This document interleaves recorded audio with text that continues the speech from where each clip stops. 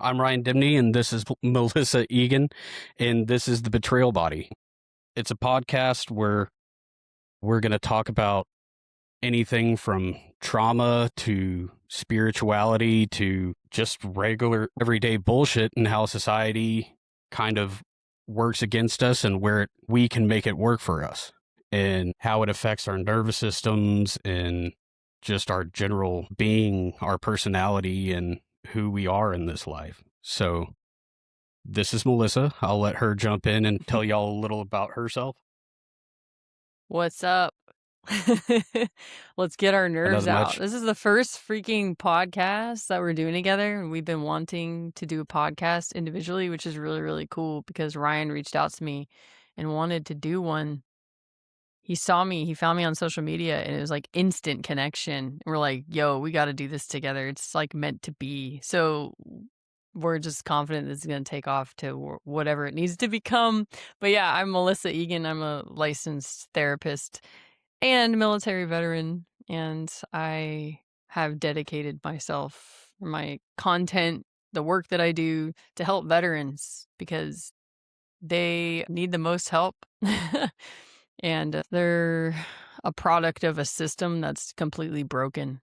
And we're kind of here to swoop in and give some clarity, some validation to the problems that they're facing. And not just veterans, but everyone in these systems. These systems are completely fucked, and they're designed to actually keep people down and broken and suffering. And that's exactly what we're going to be talking about. I think what's going to be cool about this is I'm kind of a hard case when it comes to everything that you just talked about. Like, unfortunately, I've lived it all and I'm a stubborn person. So I will immerse myself in it and just take damage. I used to, and that's part of the problem is I started noticing that, like, putting my trust and faith into something that was actively working against me because I've been told that it's something I needed to do instead of listening to myself. And that's where Betrayal Body comes in. My body would tell me, you know, hey, this is out of alignment. There's some bullshit going on here. And, you need to do something about it because you are not taking care of yourself the way you need to be. My mind, but nah, I was told this, Yeah. it's something that I should be doing. And as a veteran, I was Army infantry, and did a deployment to Afghanistan 2011 into 11 into 12, and came back, diagnosed PTSD, got a DUI, and went through the court system with all that, and I did the veteran court. It was Yeah, I was gonna its say, are you on own the unique civilian thing. side or the military side of the legal system for that? So it was civilian. This was 2015 when I got that one. And it was in Harris County, which they have a massive bloated over, just bad. Like, there's so many people going through it. It's anyway. They have something called the veteran court system that works hand in hand with the VA. So I was like, oh, here we go. And Yeah. basically what I had to do is admit that I was an alcoholic to them to get this deferred adjudication, so it almost felt like they were holding a gun to your head. Admit you have this problem, and you're going to take all the steps that we want you to take to fix it. But they never got to the core of the issue. It was victimizing of I drinking and driving, no excuses. I was in a bad place, and I didn't understand it myself. It was something I needed to work through, but I didn't really start healing until 7 years afterwards. And, you Yeah. know, Because people are lot of that was basically on in, my like, own. yeah, people in, especially you're coming back from deployment, you are just kinda like you go through all this stuff, not to mention we'll talk about childhood stuff, but you're going through all these things, you don't get any time to decompress, and, your body is activated in such a way that you're, like, still in one place, yet you're physically in another, and nothing is updated in the entire system. So you're literally like fractaled out into multiple places at once, and you're not even behind the wheel of your own vessel at that point. You're in a hypnotic trance operating off of all your past programming. And so that's how people do horrible things. That is it's not them at all.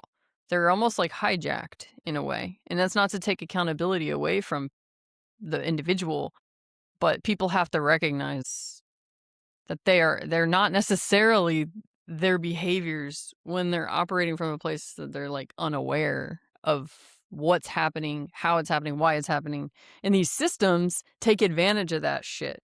They know you're in such a vulnerable position with a gun to your freaking head, like, "Hey, you're not gonna get this help, or you're not gonna freaking, see your family again or be a dad," like, or whatever, Mhm. unless you, sell your soul, essentially. It's coercive control in a very it's it's systematic covert narcissism, basically. Mm, It is the way. explain. Yeah, because a lot of people those that actually the covert narcissism, all the narcissisms have been thrown around a lot, especially on social media. So explain what you mean by Absolutely. covert, systematic covert narcissism. So, I wanna come out and state that, yeah, narcissism is such a dangerous word these days because it gets confused, it gets conflated, it gets thrown around with, you know, people not really understanding the nature, the breadth and depth of what narcissism can truly apply to. Like I just stated, covert narcissism. It's it's more of a okay, the best way and I grew up I it took me 30 years to understand just how dropped into the universe of narcissists I was. And that's not, I love all of them. Like, and they've done some awful things to me, but that's part of my healing is forgiving and understanding like this came from somewhere and hurt people, but Mm. So you you can mean you love apply all of them. them, those parts of yourself or others? Or both? So that's where it gets a little complicated for me. It's like I love them in a way of I see them now. Like I know what they had to go through in their childhoods to become the way they are, and I hate that for them. I hate Yeah. I can't imagine from their perspective the things they went through to make them behave in the ways that they do as adults. And And I think I that's can where hold people complicate love. It's like, what is oh that? yeah, What is love? You know what I mean? It's like, and the way you're describing is really beautiful because it's like, I see you. I see you in there. And I hate this for you because I know that's not you. as healers, Trauma. it Yeah. yeah, it's hard to walk away from. Like, especially when you see it, you're like, okay, I can get in there and I can fix this. And the reality is the only person that can fix it is themselves. Yeah. And I And actually had to learn that the hard way, like as a healer, yeah, they don't teach you to be a healer for first off in school. They don't. That's not the model to heal. It's more of like, all right, how can you get them to cope well enough? And they portray all these like mental illnesses as like this permanent thing. And so over time, I learned this through miraculous stuff in my sessions that people heal themselves. And I literally just hold this space and I kinda act as a guide to be like, "Hey, look over there." Or like, have you thought about over here?" You know? Yeah. And, they have to figure it out themselves, and I kinda like it's actually very nice to be like, "Alright, this isn't really on me to get them better, but I will show them the way," and then they have to walk, like, lead a horse to water kinda thing. They gotta drink it. So that's kind of the mentality with the healing space. And that's such a rare thing, and I wanted to jump in, interrupt her real quick because that's exactly what drew me to Melissa and her content because she was saying it in every video. I'd watch it and, okay, this is somebody who gets it. Like, this is somebody who's on point, understands how to hold that space and just exist and touch the right pressure points when needed because we all Mhm. that's the help we need. It's just, okay, let's poke this and pick that scab, then hold more space. Like, let them let them work through it. And I did some pretty self-destructive things in my own healing journey because I couldn't find somebody like Melissa, and I had to go through it myself. And there's it's kind of a blessing and a curse. It's it's tough and times are heavy, and you it's easy to get lost in it, in your own head, and self-medicating and all of that because Yeah. we don't want hurt. And Wh I don't what did know your where that what comes I from. imagine your healing, the self-destructive parts of it, did it happen in, like, layers? Like, self-destructive moving toward, like, other ways, or what did that healing journey look like? Because I think that's what people don't understand is, like, what is healing? Like, how do you heal? um Growth and healing can kind of coincide. Like, I think, how do you explain it? When you try to accomplish one, the other can be done. Like, I need to grow as a person, and that starts with reflecting internally. Like, okay, who am I? Who am I projecting myself as? Is that who I am inside? Are those two things in alignment? And I kind of started this journey with Carl Jung, his theories, and especially the one of individuation, taking the shadow and the self. And, the shadow's there for a reason, and that's for protection. But it can also be very, very dangerous if not consciously observed. And, Yeah. like, okay, I see what you're doing. And, okay, you're sabotaging yourself for Mhm. your own protection. And Yep. it's merging those, like, who I want to be, who I was, and who I am, and taking all of that and bringing it all together. You start to grow, and when you do that, you start to heal. Your nervous system starts relaxing a little bit. You come out of, sympathetic responses and can, push up towards ventral, which is your mind is Yeah, what's a clear. sympathetic response for the people who are like, who don't really know much about the nervous system? Okay, so I got into this. It's the polyvagal theory. You have your ventral vagal, sympathetic response, and dorsal vagal. And dorsal vagal is where you start getting depression and um, chronic illnesses. Your immune system starts to attack itself. It's your body trying to kill itself, and you know, Yeah. but because So there's was so much the pain. does the energy does your body's like focus or energy go into one mode? Is that what those are? They're like modes? Pretty much. And it's all about the stimuli you're taking in and how your brain is processing it.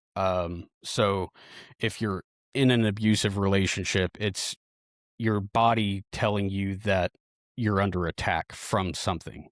And a lot of Mhm. times it's subconscious, and, you know, our body's letting us know, and that starts. So your sympathetic response is probably where most of society is in today's day and age. Um, just fight or flight or fawn. And Yep. we're Freeze. in and Yeah. out of, yeah. Yeah. And Mhm. we're in and out of each one so often. You wake up late, a little late to go to work. You're in, Mhm. it Yeah. triggers that, and Yeah, and just that's little part of these things. systems that we're in. They're literally designed to keep us in Mhm. sympathetic nervous system mode in that fight flight. Absolutely. Yeah. Yeah. And, I got to the point where I was in it for so long that I developed lupus and rheumatoid arthritis. Um, During Melissa and I's first conversation, just kind of getting to know each other, I had, a full on breakout. My face was rashed, and yeah, that's your body attacking itself. Like, get Yeah. into I have that alignment. effect on people. um Actually, the clearness is what she holds that space, and has been a blessing. And I was somebody that didn't have was afraid to go out and meet people, and like, it got that bad. And Yeah. we find people in life that can be there for certain. You need to find this, like you were. Yeah, like your seasons, um, and the different layers that the next layer that comes up is how I describe it. And that's why I talk about like on my posts and stuff that I do on social media. I'm like, look, not everyone needs therapy, or at least maybe not right now, because everyone heals differently depending on what it is you need to heal.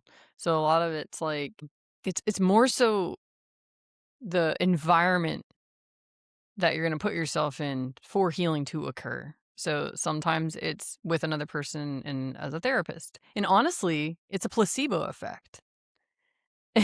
And I've mastered this by learning hypnosis and learning how the subconscious takes in information and how people heal when they come to me because they're ready.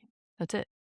And because if I'm holding a safe enough space, they will heal because they believe that being in my presence because they just feel like I'm capable and they're like, "Yeah, she knows what she's doing," or like, um, "I just like her vibe. There's just something about her, like, she's it." And, like, some people and it's weird ever since I got on social media, some people even, like, look at me like a celebrity when they call and, like, do a consult and stuff, and it's so strange.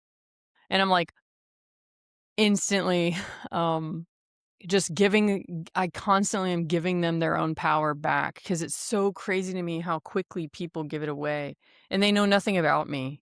And I could literally be a fucking crazy narcissistic, like, just crush your soul kinda person, you know what I mean? And, like, they don't know, and they're putting their full trust in me, and, like, a lot of this is just based off vibes. However, people who are traumatized or have been through a lot of trauma, especially, like, complex or relational trauma, those senses that they have of, like, good vibes are often false good vibe flags.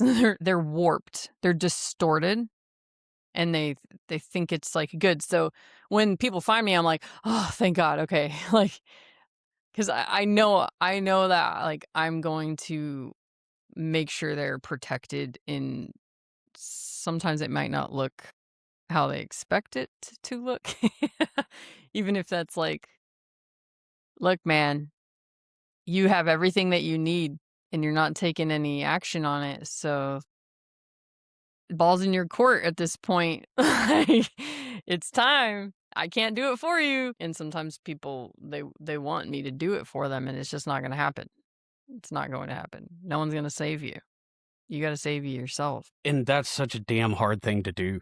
Like, it's a terrifying, Yeah. you know, I know so many times I would, just in kind of touching on some of what you just said, project onto people what I wanted them to be in my life, not let it Yes. happen organically. Like, Yeah. but You fill in the people, blanks.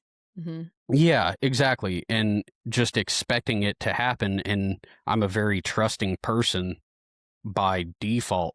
And I want to, I don't want somebody to turn into a narcissist. Like, that was such a far removed thing from my head because I believe that people are inherently good, and I Yeah. project that those parts of myself onto other people. And it's a dangerous game if you don't have discernment, if you haven't gone through Mhm. the gauntlet enough times to really pick up on what those red flags are.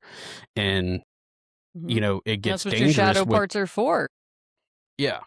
And what to gets help you really balance. dangerous Yeah. about what you said is people, the celebrity, which you are a very magnetic person. You have that aura about you. Definitely. But when they start attaching those things and idolization and stuff like that, that's where people start getting in trouble too. Like, and thank God you aren't those things, and those vibes that they're picking up are totally true and Yeah. grounded, but there's plenty of people that aren't, you know, Well, but they also, and where it gets really slippery too is I can be that person for some people. this is true. And they will make it true for them. No matter how good of a person I think I am, I can easily become someone's villain in their story. And this is why we're doing this podcast together, because we're going to show you how um, even these systems that were built to, like, maybe built by good people trying to do good things, how where it's built from, if it's built from an unhealed place, it's going to turn into shit. It's going to hurt people. It's going to cause harm. Absolutely. And I think most things are created with the intent of being good. And it goes back to the hijacking thing. All it takes is one bad apple to get in that bunch to take something and use it coercively, manipulatively, and abusively. And unfortunately, that's where a lot of our systems and structures are at right now. And that's just inherently part of postmodern capitalism. Like, it started with a great, beautiful idea, maybe. And then just over time, it gets folded and folded and folded. That paper's going to break, it's going to tear. And it's not what it was once before, but we project that on it. Like, oh, we're told, hey, this is for your own good. This is for you, this isn't manipulative. We're not robbing you. But hey, use your Yeah. discernment and your It's body like will let you everyone's know. yeah, well, that's the problem is people aren't taught to tune into their body. We're taught to override all of our body's signals because we're forced to be like cookie cutter people that like shut up and color, it's like ingrained in us in school. Like, hold your pee. You don't need to go to the bathroom. You got to raise your hand to go to the freaking to get your basic needs met. You got to like beg, and then the teacher can say no, and then you got to just sit there. And it's like it's ingrained in you from the get-go. You are not sovereign. You are not in control of your own needs, and you have to get approval for that, and you have to earn it. That's another thing. Mm, And so there's like all this shame-based shit going on. And it's like anyone who's had like one of those leaders, especially in the military, you get those like brand new NCOs that they like are following the rules to a T, and then they think they're like the best freaking supervisor ever, and they suck so bad because they don't know their troops, they're not attuned whatsoever, and they're very dangerous, but they're the ones running around that make everyone's lives miserable. And it's because they're operating from a Mhm. place of like having to prove themselves in some way, seeking redemption from their past traumas, all kinds, and this is where it all goes back to childhood stuff. But that's what's happened in these systems as well. Um, what you said, Ryan, like the systems, they're probably started off pretty like with good intentions, but then they get hijacked because they get fractured, and it's like there's an in for someone Mhm. who is seeking power and control. And the scariest part is the people that do this are completely unaware that they're like this. They literally think they're the good guys. And that's where these wars are coming from too. Like everyone thinks they're the good guy. I And know, I just on opened a that can of note, worms, Ryan. uh, and I don't want to hit on like, but it's one of those things. We're both veterans, and all I have to say on it is, thoughts and prayers to everyone over there. Like with all of this, Yeah, man. it's you know,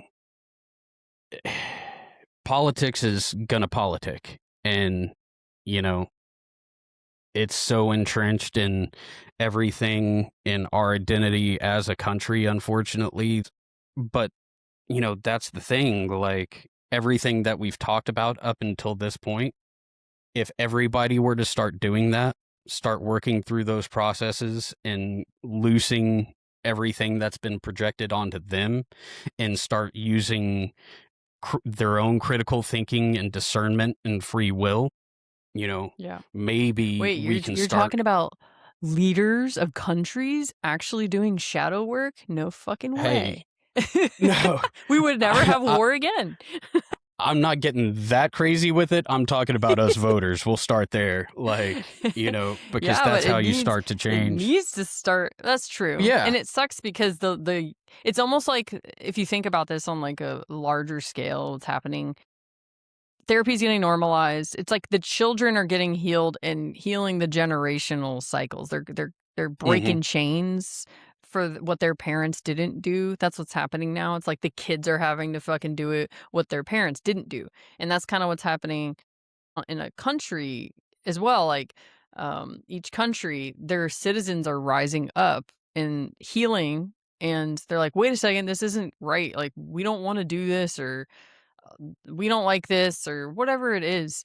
And we are slowly going to start kind of shifting things to a more sustainable and healthy way of doing things. Because like I don't people don't want to freaking kill each other. That's just like inherently No, like people don't want to do that. But this is what's happening. What's happening is Lord of the Flies. It's a bunch of fucking children chasing after Piggy. like that are scared with no adult in sight. That's what's happening here. Not just on a worldwide scale, but like all the way to the micro level in humankind. So this will be something that builds off of that. I'm going to ask you a quick question. Okay, so childhood trauma, when does it get locked in? Like, okay, so say you're going through your childhood and you don't live the best life. You have, a controlling mother and a avoidant father. Like, then when does that stuff start to lock in? What age?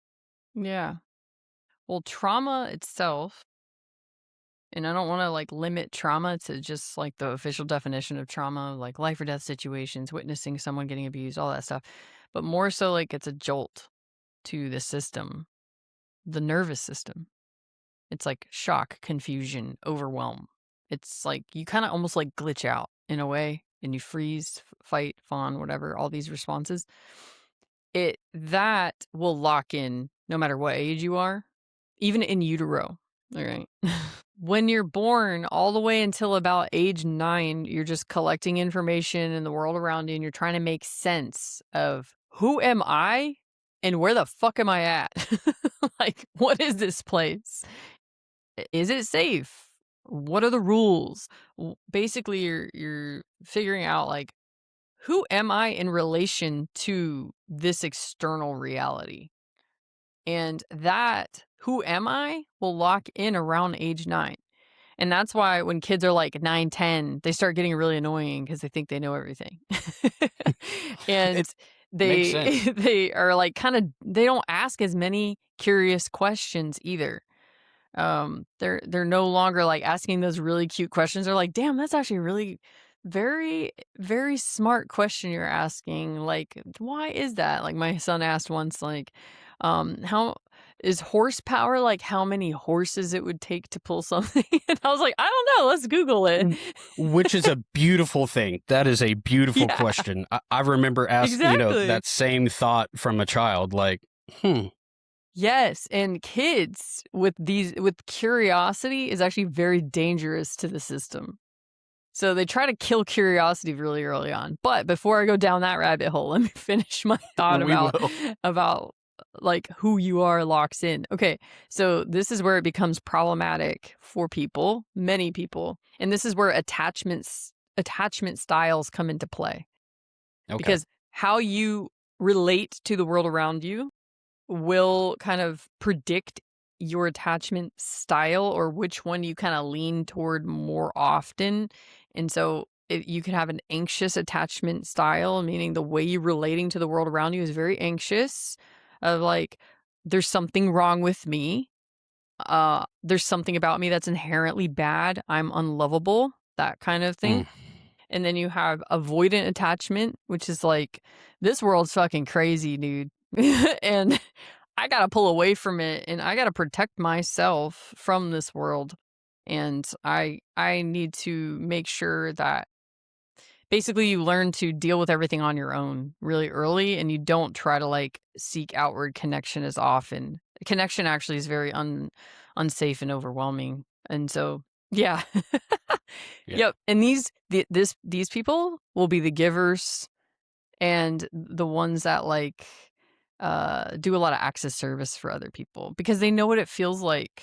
So they're the ones that are like that. And then you have like a mixture, which are the ones who get diagnosed borderline personality, who are like the anxious avoidant type, where it's like, I hate you, don't leave me kind of thing. Where it's like they want connection so badly. And how I view it is kind of like a chihuahua that was, like, beaten, and I know it's, like, a really bad way to put it, but, like, I No, was it's in this great. Like, training for couples therapy, they were going over attachment styles, and the way they portrayed the anxious avoidant, whatever, the borderline type personality is this, like, chihuahua that's been beat and is now getting rescued, and it's like, even if you've had this chihuahua for, like, 5 years, man, they'll still fucking just bite you randomly when you're petting them. It's the same hmm thing. And it's the nervous system does not know, like, what to do. So, like, the dog could trust you, the dog can, like, be bonded to you, but the dog's body still remembers, and at any point in time, it can get triggered and, like, just fucking bite you and think it's there again, even though the dog is not aware of that, the body is. So, those are the attachment styles, and these are the things that, oh, and there's a secure attachment style, let me put that one out there, which these people don't typically come to therapy Unicorns. because they've Yeah. yeah, yeah. You don't really see them in therapy, and the only time you will is when they're married to someone or they have a parent or someone in their life that's like they really can't understand how that person is the way that they are and causing them distress. So that's usually what'll bring them into therapy, but it's typically not like because they think there's something about them that's wrong or that the world's really that dangerous. It's more of like they come to therapy because they're kind of confused. Like, help me That make makes sense sense. of my reality. So those are like the types, and this is a problem because when you go through life from that point, 9 years old, unless there's another trauma that occurs, and trauma could be anything that jolts your system, and makes something new lock in, you're gonna go through life with that lens. So, like, the world's super dangerous, and so everything that happens to you after that, it's gonna go through that lens. Um, and your brain will delete, edit, and add to make it true, to keep it true. because it gets lazy almost. It's like it wants to be as efficient as possible and help you make sense of your reality really quickly. And so it gets lazy or efficient. You can call it efficient. And it'll just read situations how it wants to read it. And that's how two people can have completely different interpretations about what happened and different memories about what happens. People's memories are not reliable. Don't fucking trust memories, even your own.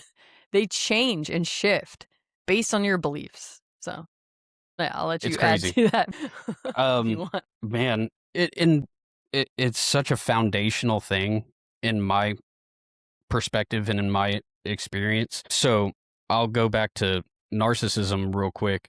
And this might come out the wrong way, but children are inherently narcissistic because they depend on their parent, everybody around them to take care of them. Infants Wait, so crying. define narcissism, like in how you're describing it, because I think a lot of people have different definitions. So how do you Okay. define it for like your own?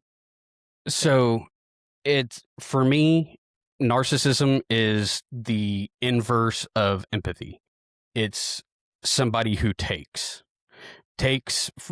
for their own benefit at the destruction of somebody, at the cost of somebody else. That's boiling narcissism down. There are many different flavors. There's communal narcissism where somebody can be giving you money, help sustain you, but they create an expectation where, they know you're not able to give this back, but they're going to expect it anyway.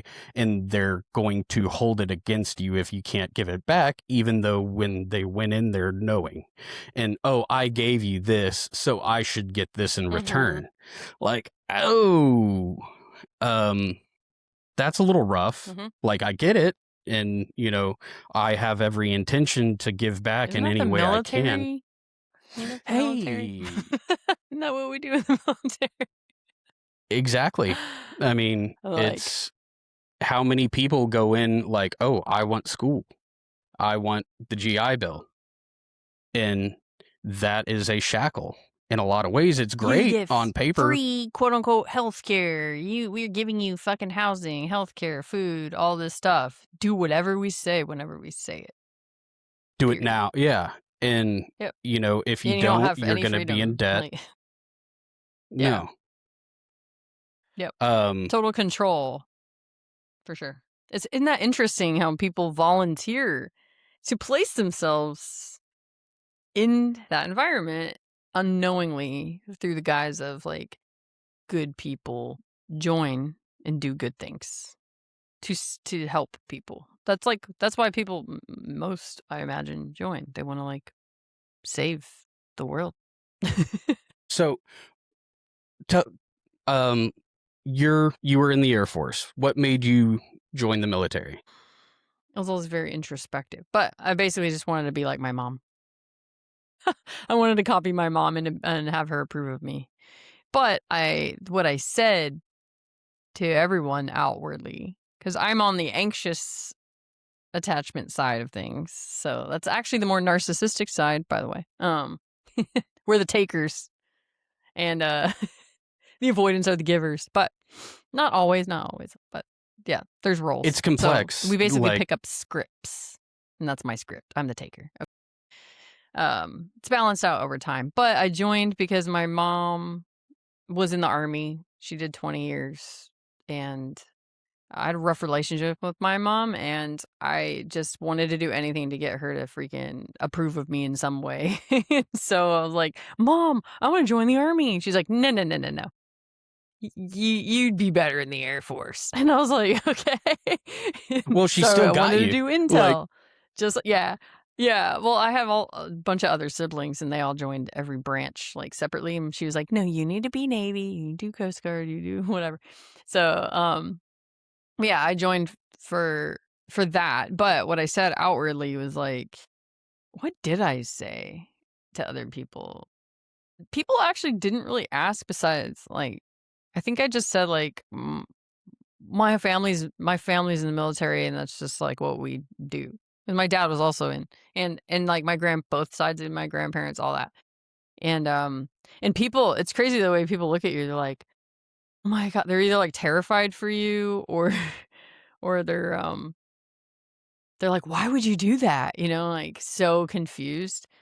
And, but my own personal reasons, I wanted to get free school, get the benefits.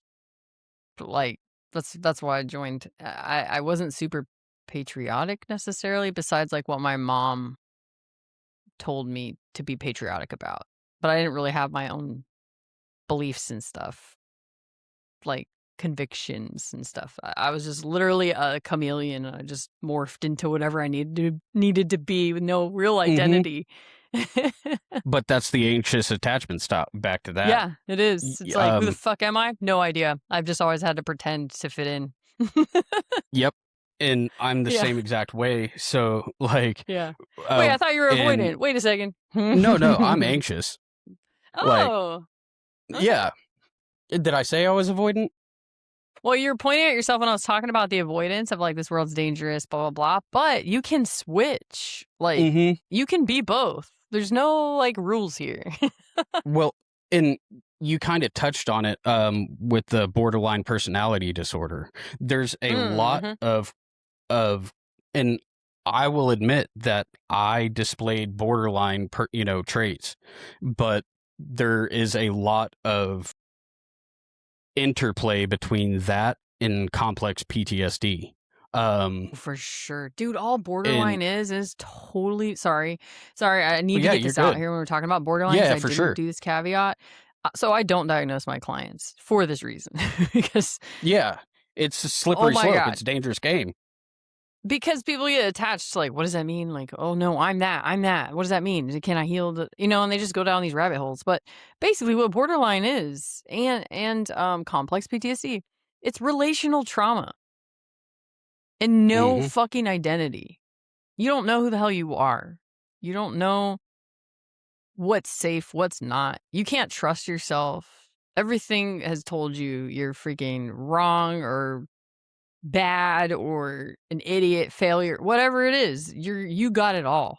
And now it's like we got to pull all those pieces back in and like put you back together is essentially what the treatment is for borderline for complex PTSD. Like, who are you? Let's find that out first. We got to get a foundation here. And it can be like just the label in and of itself, like the difference between, okay, and I'm guilty of this. I identified as when I was doing my own healing journey, like first you kind of have to know what's going on to start unpacking it. Like that was my approach. Like I need to understand what the paper says and I need to understand what my body and everything else says and start working through both and keeping the parts that make sense and looking at it like, ooh, that part though, that I don't see myself there, so let's just cut that out and not focus on it and not make it a part of my whole thing. And, you know, just keep doing that over and over and over again. And that's self Yep. work. And Yeah. I don't know, like, but the destructive part was when I looked at borderline personality disorder and I saw myself in it. I saw a reflection Yeah. and I was like, oh, damn, What's that? you know, Right. What's that moment like to to just read yourself in a book like that? it, it was, like I said, destructive at first, but Yeah. when I started to accept it and look at everything that I've had been through and see something like CPTSD, the complex post traumatic stress, Yeah, and doesn't that sound way more validating at least than fucking absolutely, borderline, right? Yeah.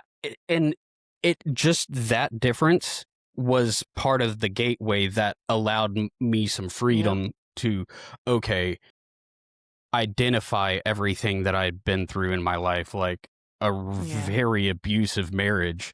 And, like I said, I love my mom, but damn it if she didn't do a lot of damage.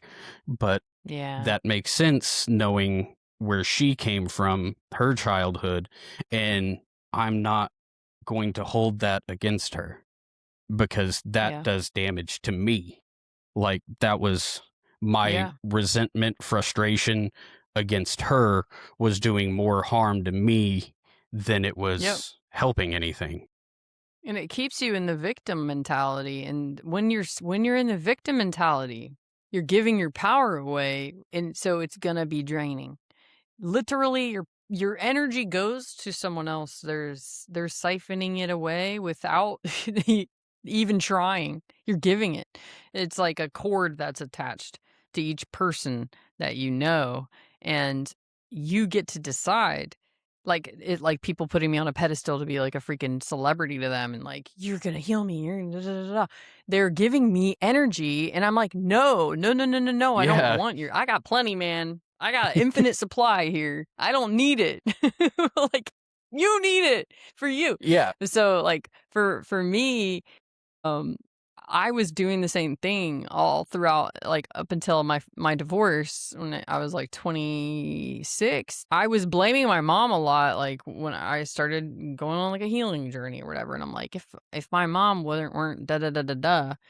And so there's a process that happens. Like, I feel like everyone kind of needs to go through that. It's a very Mhm. predictable process of like healing. And one of the things is to blame the abuser, which you kind of have to. It's part of that individuation type process of like, It's natural. okay, let me separate from this, get awareness, and then eventually though, you start getting that the empathy starts flipping on. And then you're like, wait a second, okay. Well, why did they do this? And then and so now when I see my mom, I'm like, she's she's just as fucked up. Like, it's like age doesn't actually change like at a certain point, you're the freaking same. You're no different than me. Like, you're my mom, yeah, on paper.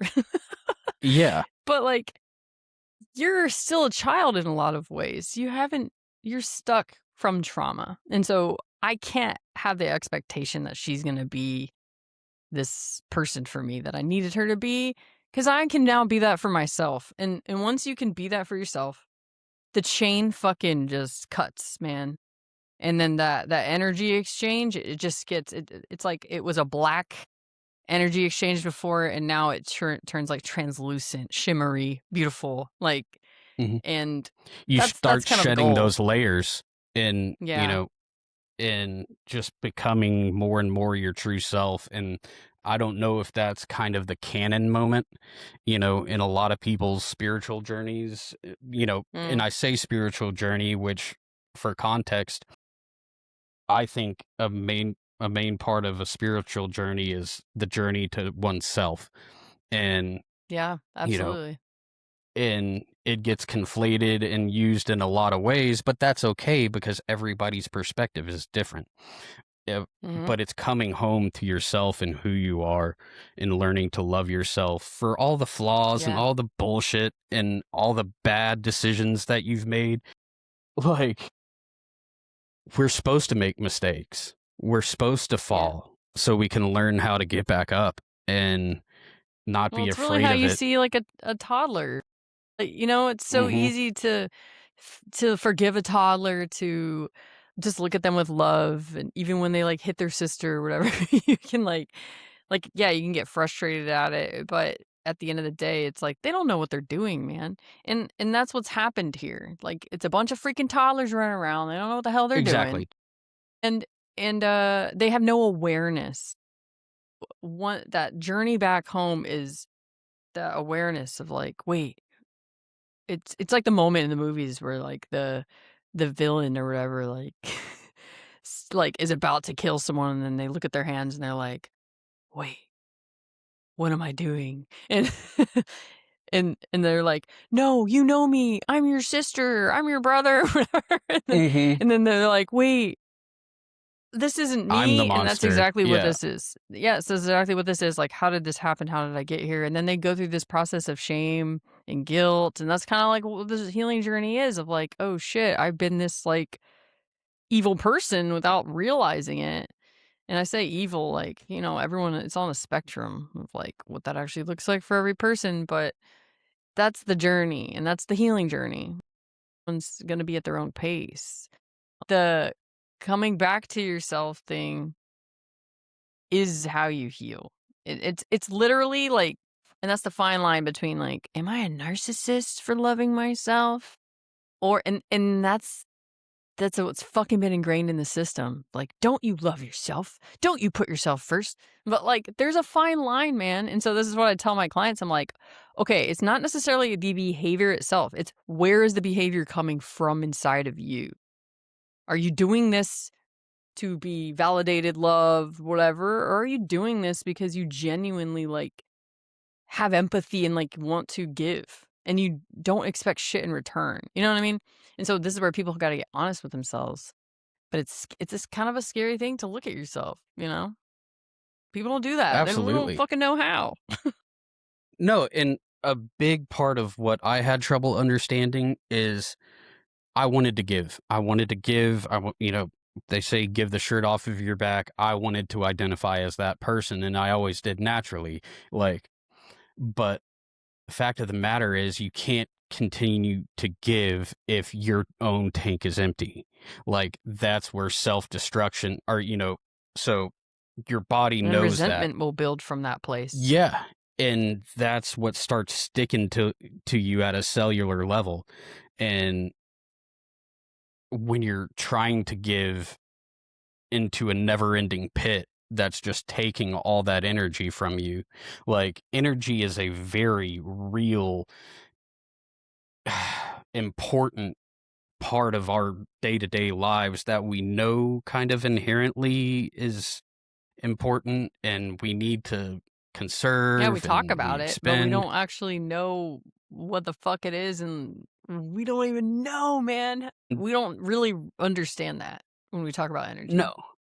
And once you start thinking about it, really hammering it in, you can view it in yourself. Like, for me, I was just giving and giving totally out of alignment.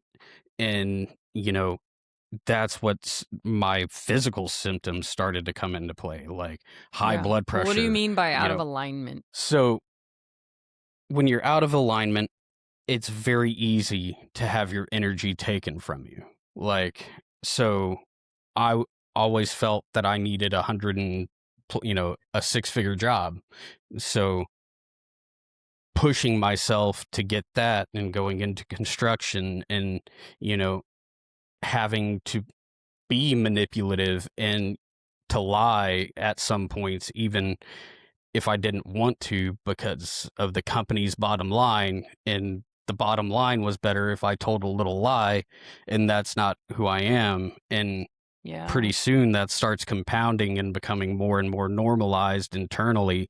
And if it's out of that's not who I am, I don't want to be that person. So my subconscious was always conflicting with my conscious, and, in its own little war, like, this isn't you. You Yeah. shouldn't be doing this. Yeah, and subconscious shows up as your behaviors. Your the behaviors that you don't consciously operate or like intend to consciously move. So my hands are moving right now. I'm not well now I am. Woo. Like, but these are the things. At least 95% of your behaviors are your subconscious. And that's where your beliefs lie. That's where your code is operating from. Like, that's the baseline coding of your vessel, your computer, your freaking operating system is, well, that shit was locked in by age 9, man. So everyone's running around, they're literal children.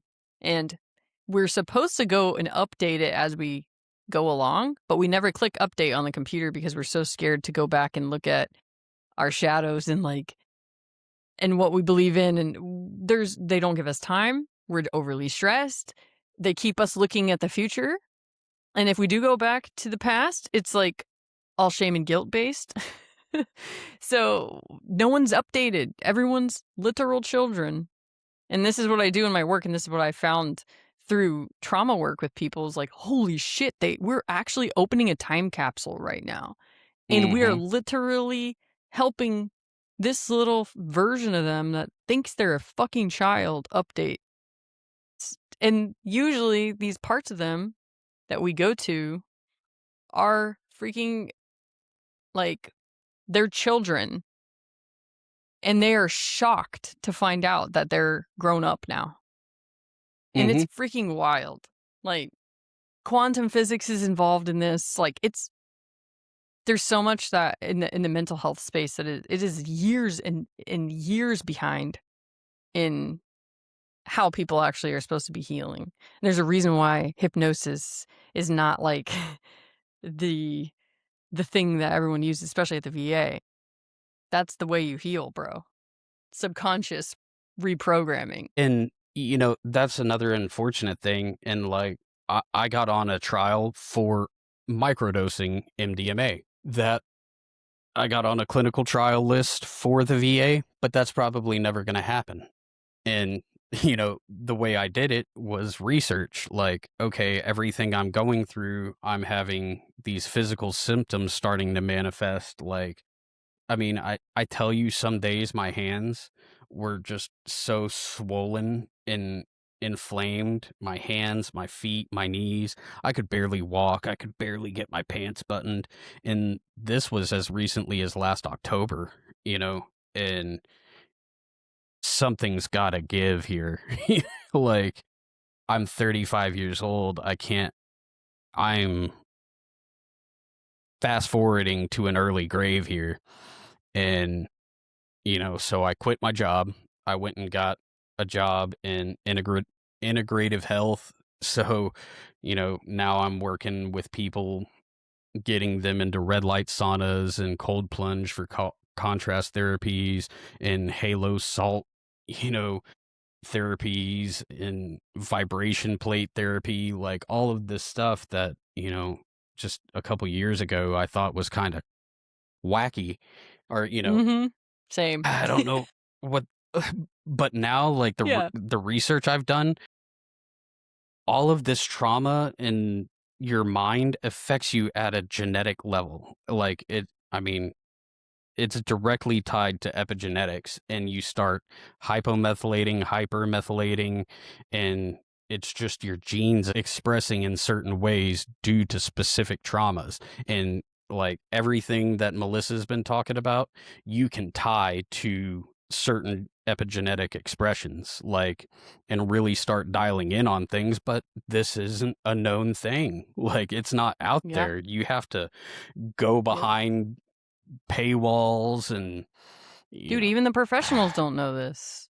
no, Like, and my it's sister is crazy. a, nurse practitioner for primary care, and I'm talking to her about stuff that's like I'm like, "Yeah, that" like, she just describes, like, a case study or whatever she's in her thing, and I'm like, "They need therapy. They need therapy. They need therapy. They need therapy." And he's Mhm. like, "Ah, I'm gonna give him an anxiety Yeah. med." I'm like, "No, they need fucking therapy or something. They need to freaking go to a wellness center. They need sound therapy. They need fucking whatever else." Mhm. And, it's sad because these, systems, they don't communicate with each other, and we're not updated on the latest and greatest of everything. So, like, quantum physics should be talking to the mental health space and and the wellness physical space, chiropractor land, like, all these Well, things. um, I think I came across something where look at all of these fields as silos, like Yeah, silos out 100%. in the middle of a,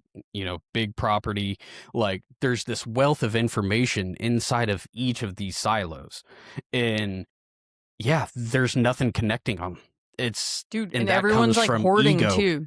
Yeah, like, "My Yes. gold, my It's precious." scarcity, it's scarcity Like, mindset, it's that reptilian fucking fight flight, it's everyone stuck there, yeah. and so it's people are scared there's not enough for everyone, and everyone wants their little fucking gold star for, coming up with something or whatever, and gatekeeping is crazy real. Plus, people are terrified to go against the grain. And I am one of these people that was terrified to go against the grain, but now I'm like, "Fuck it, don't care. I'll cuss. I'll freaking do whatever the fuck I want, not diagnose my clients That's because 'cause I'm just like, so this is what good. helps people." Exactly, and it's crazy. You just flip the paradigm, and Yeah, because then it's like, you "What are you find gonna yourself do? onto Stop something. me? No, you're Yeah, not. like, Fuck come on, you. dude. I don't care. Lose my Fucking license. Don't care." And I like had to get that because mentality. I had to be like, "I cannot be scared to lose my license. I have to be a part of the bigger picture here." Like, I have to, that's the like, only thing. align, like, Yeah, yes. Like, what actually matters? My fucking license or people's lives, you know what I mean? And if my license is going to get in the way of me helping people, that is a fucking problem, and I don't wanna be, like, affiliated with it whatsoever. And so I'll hold it until time comes, if that ever happens. Like, I'm not doing anything illegal, but it was really ingrained in me in school and through the military in general. You know, you don't have a voice. Like, you can't say what you want.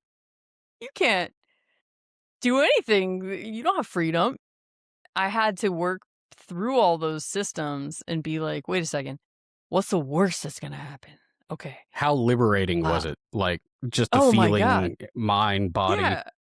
I'm like, dude, it's not like I'm not going to fucking make money or like survive. Like, I literally had a dog walking business that made like 85,000 in the first year. It's part-time. So, like, and I just made that while I was in school working on my degree to be a therapist. So I know, like, no matter what, I'll be okay. But I'd rather go down with a fight than Yeah, not give it my all, you know?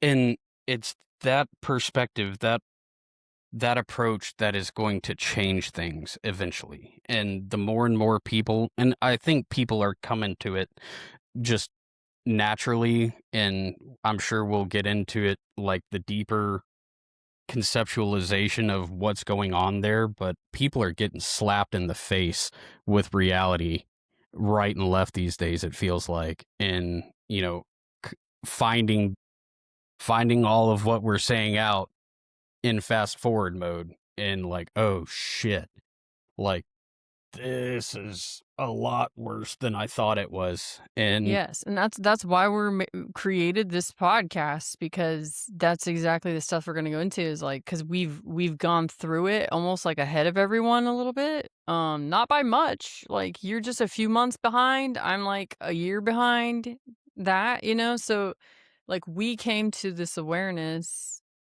of the reality of this world, kind of, you know, a little bit ahead, so we can help hold a container for people of safety, of like, "Hey, look, look, look, look, look. Let me hold on, hold on.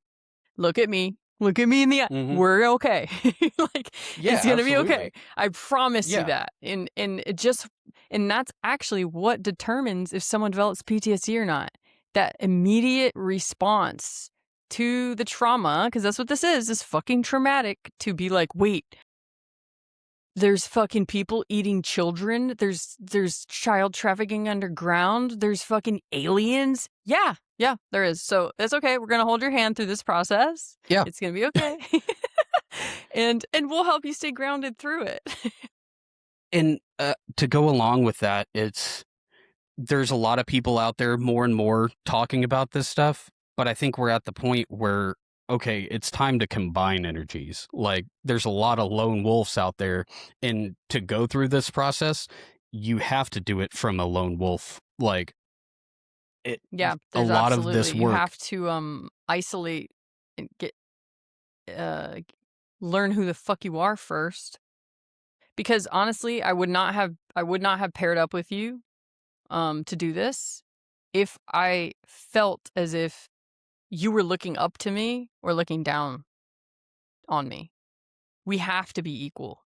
And that is a requirement for anyone to interact with other people in a healthy way. Um, this is where our egos aren't going to freaking destroy everything that could be good about this. Um, And it's or frustrating shadow because it us somehow. sounds Yeah, so simple on paper, you know? I know. I Like, know. It's it's a fucking mhm, lifelong, like, honestly, what it is, you can think of your shadows. your shadow work or whatever. It's not that you heal your trauma and you're just like don't have to deal with, the temptations or like you can call them the sinful things or whatever. It's not that. It's that you use them as your like tools. Like no, I don't want to get rid of that. That's how I discern. That's how I freaking read people. Like I can see the fact that I've been that person. I can see right through you, buddy. Like I can see you're lying. I Yeah, can see your intentions. So yeah, I don't want to get rid of those parts of me, but I do want to be able to just call on them when I need them. They are like exactly. it's you kind of like break a dog. Um or like a rabid dog or whatever, and you're like, all right, you're mine now. Or like in what's that movie? Avatar, where they Hmm. link their hair to the Oh fucking yeah, dragon thing or whatever. It's like it's a that. It's like, it's a all right, you're mine battle now. of wills. Yeah, like Yes. in yourself has to be that has to be the willpower that's in control. And you have your shadow, and you've gotten a big part of what drew me to you is your insight onto things that actually help, like IFS, internal family systems. Like we Talking start. to little people in your head. Yeah, and that's part Yeah. of what the shadow is. Like you can communicate with it, and when people understand, there's a lot more pieces that you have to pick up, and it's a team thing. Like, and you have to Mhm. integrate these teams and get them all speaking in unison in one voice, and Yeah. that becomes you, and you kind of manifest it in a way like, no, I'm in control of this, of myself. I might not be in control Yes. of everything around me, but this is something I can control.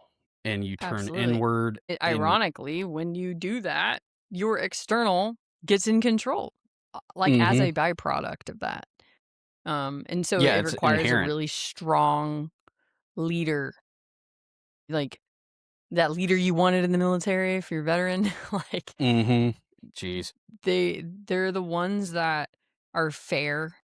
They're the ones that are wise and they stay calm in the chaos and they can like read a situation really well and they give you the benefit of the doubt kind of thing. They hear you out. Like that's the kind of leader that you have to be within yourself. You have an entire ecosystem in there that is it's a literal Lord of the Flies for most people.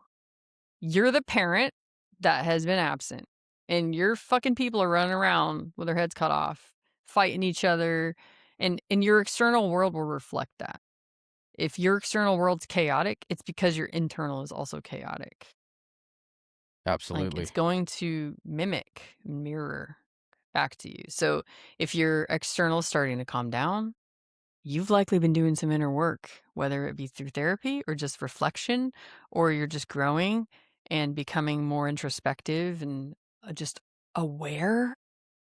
If your external starts calming down, kudos to you, man. You've been doing work without maybe without even realizing it. Yeah, and it's not for us to really say where to start. Like that's such a hard thing. It's for me it was um getting punched in the face. Um what's the word I'm looking for?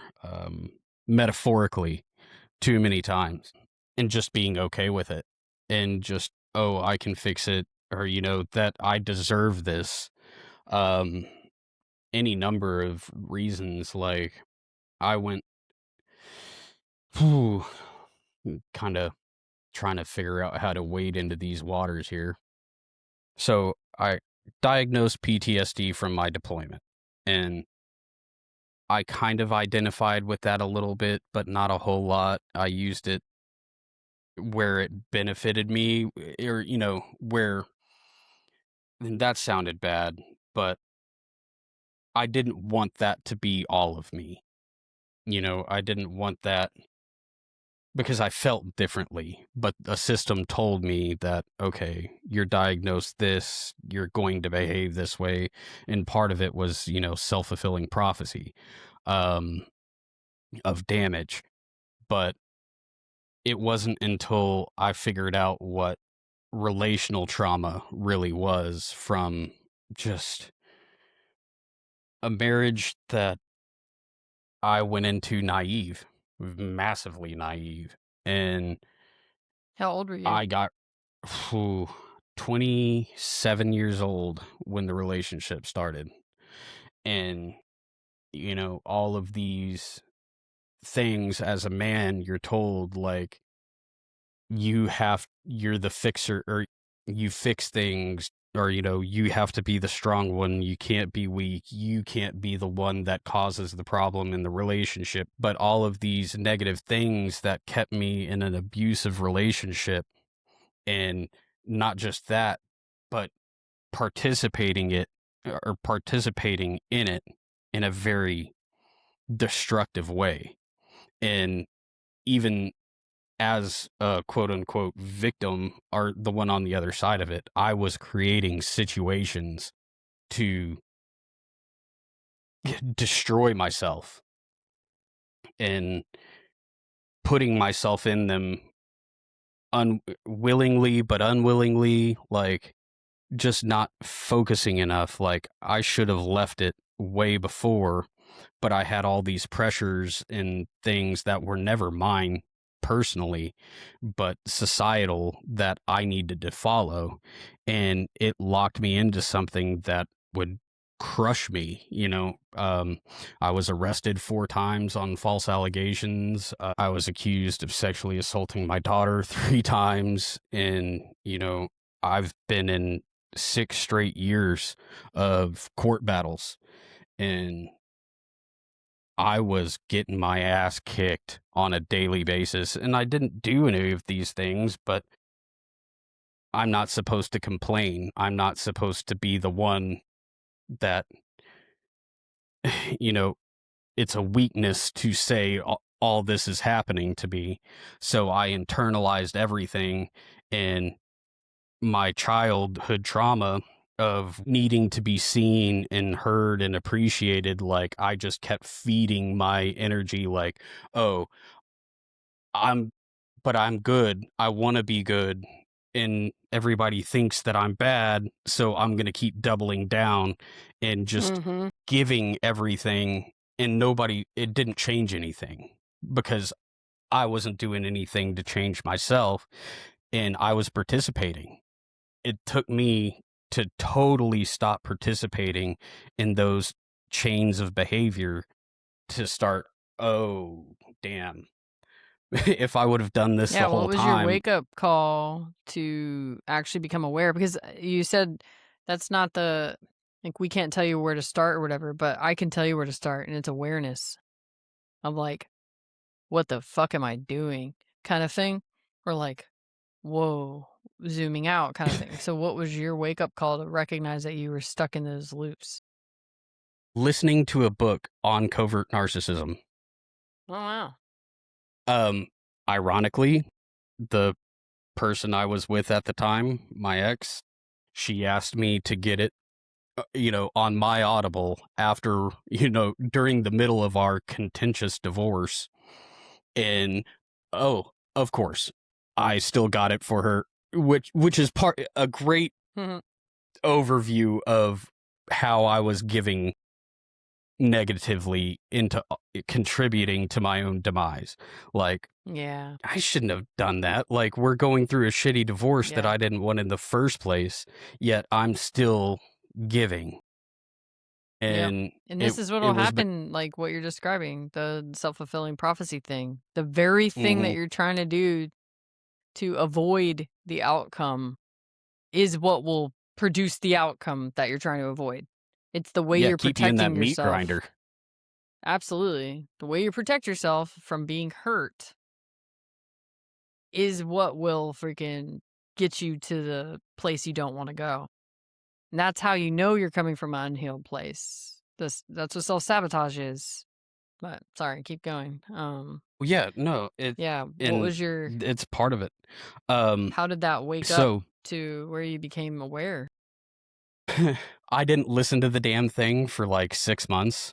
because narcissism has that claim, and she got it because she had a boyfriend at the time, and I was still in love with her. Mm. Like, it was, then I finally listened to it, and I think about halfway through, or maybe a little less, my jaw just went, oh, a lot of things started making sense, and I just followed it.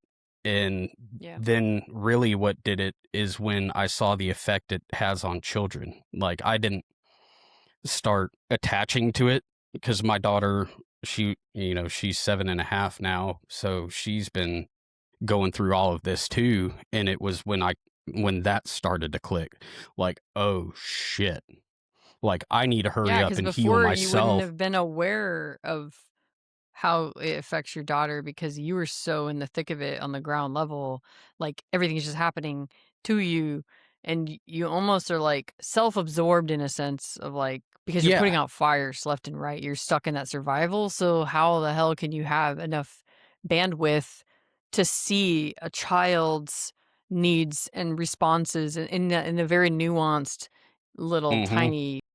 tiny little moments kind of way, like what most parents aren't able to do because they're under chronic stress, unhealed trauma, all those things. So these kids are getting like kind of kind of neglected, not even intentionally, but like it's just a product of that system that we're talking about. Exactly. Yeah. And that was the catalyst. Like, I saw, like, okay, I'm not going to be able to be what I need to be for my daughter unless I hurry my ass up and get over my ego and go ahead and start going through these ego A deaths to beautiful get motivator. Mhm. it's the Yeah, best. And it it's is. hard to it was hard to see, and it's frustrating once you do. It's like, you dumbass, like, you should have been doing it the whole time. It's kind of like, once you hit it, like, okay, mm, that makes a whole hell of a lot of sense. And And then even as you keep going over time, you're gonna look back and be like, "Oh, that's why I wasn't supposed to see it yet." And this is where the hmm, spiritual shit comes into play of like, absolutely, um, you can call it divine timing or whatever. It's like, oh, because if I would have woken up, we call it like waking up, meaning you become consciously aware. You're not asleep anymore to what you're doing and the subconscious programs that are running you 95% of the time. When you actually wake up and you become aware, um, you start to see more of the bigger picture and you're able to zoom out more. The more you heal, the more your nervous system is no longer stuck in that fight flight. You're going to be able to see what reality actually is, and you'll see why you could not have intervened earlier in all these things because the way this is going to play out, we don't really know, but usually it's like, oh, that's why. Okay. and it's hard, especially when you are anxious. I Yeah. mean, it's hard for both attachment styles, honestly, in Hmm. their own ways. And, like, I can't We're speak both to, surviving, man. Yeah. yeah, and, like, I can't. My dad is an avoidant, so I I I don't understand his, and that can be frustrating, but that's part of it. You heal yourself first, and then you can start understanding what your interpersonal relationships are and how to make them not be so destructive on your life. Like, you don't necessarily have to excommunicado. I know a lot of people, millennials, and it's a big thing, like, oh, cut your parents out, or, you Yeah. know, Well, it's boomer, kind of a like, and necessary step. Like, remember I was talking about how there's like a predictable sequence of like trauma healing. hmm, One of the things is called it's part of the isolation piece of like I gotta remove myself so I stop getting distracted. Is what it really is. That's what cutting off your parents is truly about, even if you're unaware of it. yeah. It's like I gotta cut out the fluff, and then eventually you're gonna see that it doesn't matter if they're in your life or not. You're still a fucking quote unquote victim to these cycles that you get stuck in. And so it's like Mhm. kind of pointless to put all that energy into resenting them and all that because you need to pull that energy back and do the work on yourself. Cause they're in their own cycles too. Like, they're not gonna be Exactly. able to support you when they haven't even healed. There's no way. You can't expect that from them. And we're going to get back, this is going to be a recurring theme, but things being on a spectrum. For And sure. I think basically everything in our reality is on a spectrum in some Yep, and it's direction, imbalanced. some shape or form. And Mhm. like, for example, epigenetically, a narcissist does have empathy, but the gene that's causing all these cortisol buildups, and it gets blunted or it's stuck in hypometh or is it hyper? Yeah, it's hypermethylating. So they're just getting these cortisol dumps, and their brain doesn't know what to do with it, and it's stuck deep in that fight or flight, but on the fight end of things Mhm. more than not. And Yep. they have There's your empathy, anxious but side. yeah, like a narcissist has empathy, but it's flipped. It's expressing different than an empathetic person's, and the empathy is pointed towards them. As long as they feel good, everything's Yeah. fine. The second And it's a they start beautiful honestly, feeling, it's a the second they that them feeling good about themselves goes away, they will fight to get that back. They will do everything in their power, underhanded, overhanded, whatever, because they want to keep feeling good. They feel, you know, exposed if that isn't happening. If things aren't flowing, energy isn't flowing into them. They're not creating their own energy. They're pulling it in from somewhere else. yeah. It's a total adaptation to their environment from childhood. Um, like you're saying, it's like it gets flipped. It's like, I mean, no one really knows ultimately how or like why things happen the way that they do. They can only like take an educated guess, have theories, all that. But, like even when it comes to, like schizophrenia, these personality disorders, they get flipped on from trauma. It's adaptation, and it's, brought on by your lineage, external factors, all kinds of stuff, but like it gets flipped on. So same thing with narcissism. It honestly, the way I see these ends of the spectrum, like we're talking about the spectrum, there's the narcissistic end, and on this narcissistic end are also the anxious attached people, but they're not necessarily to the extreme of, like, say, a freaking sociopathic Hmm. person.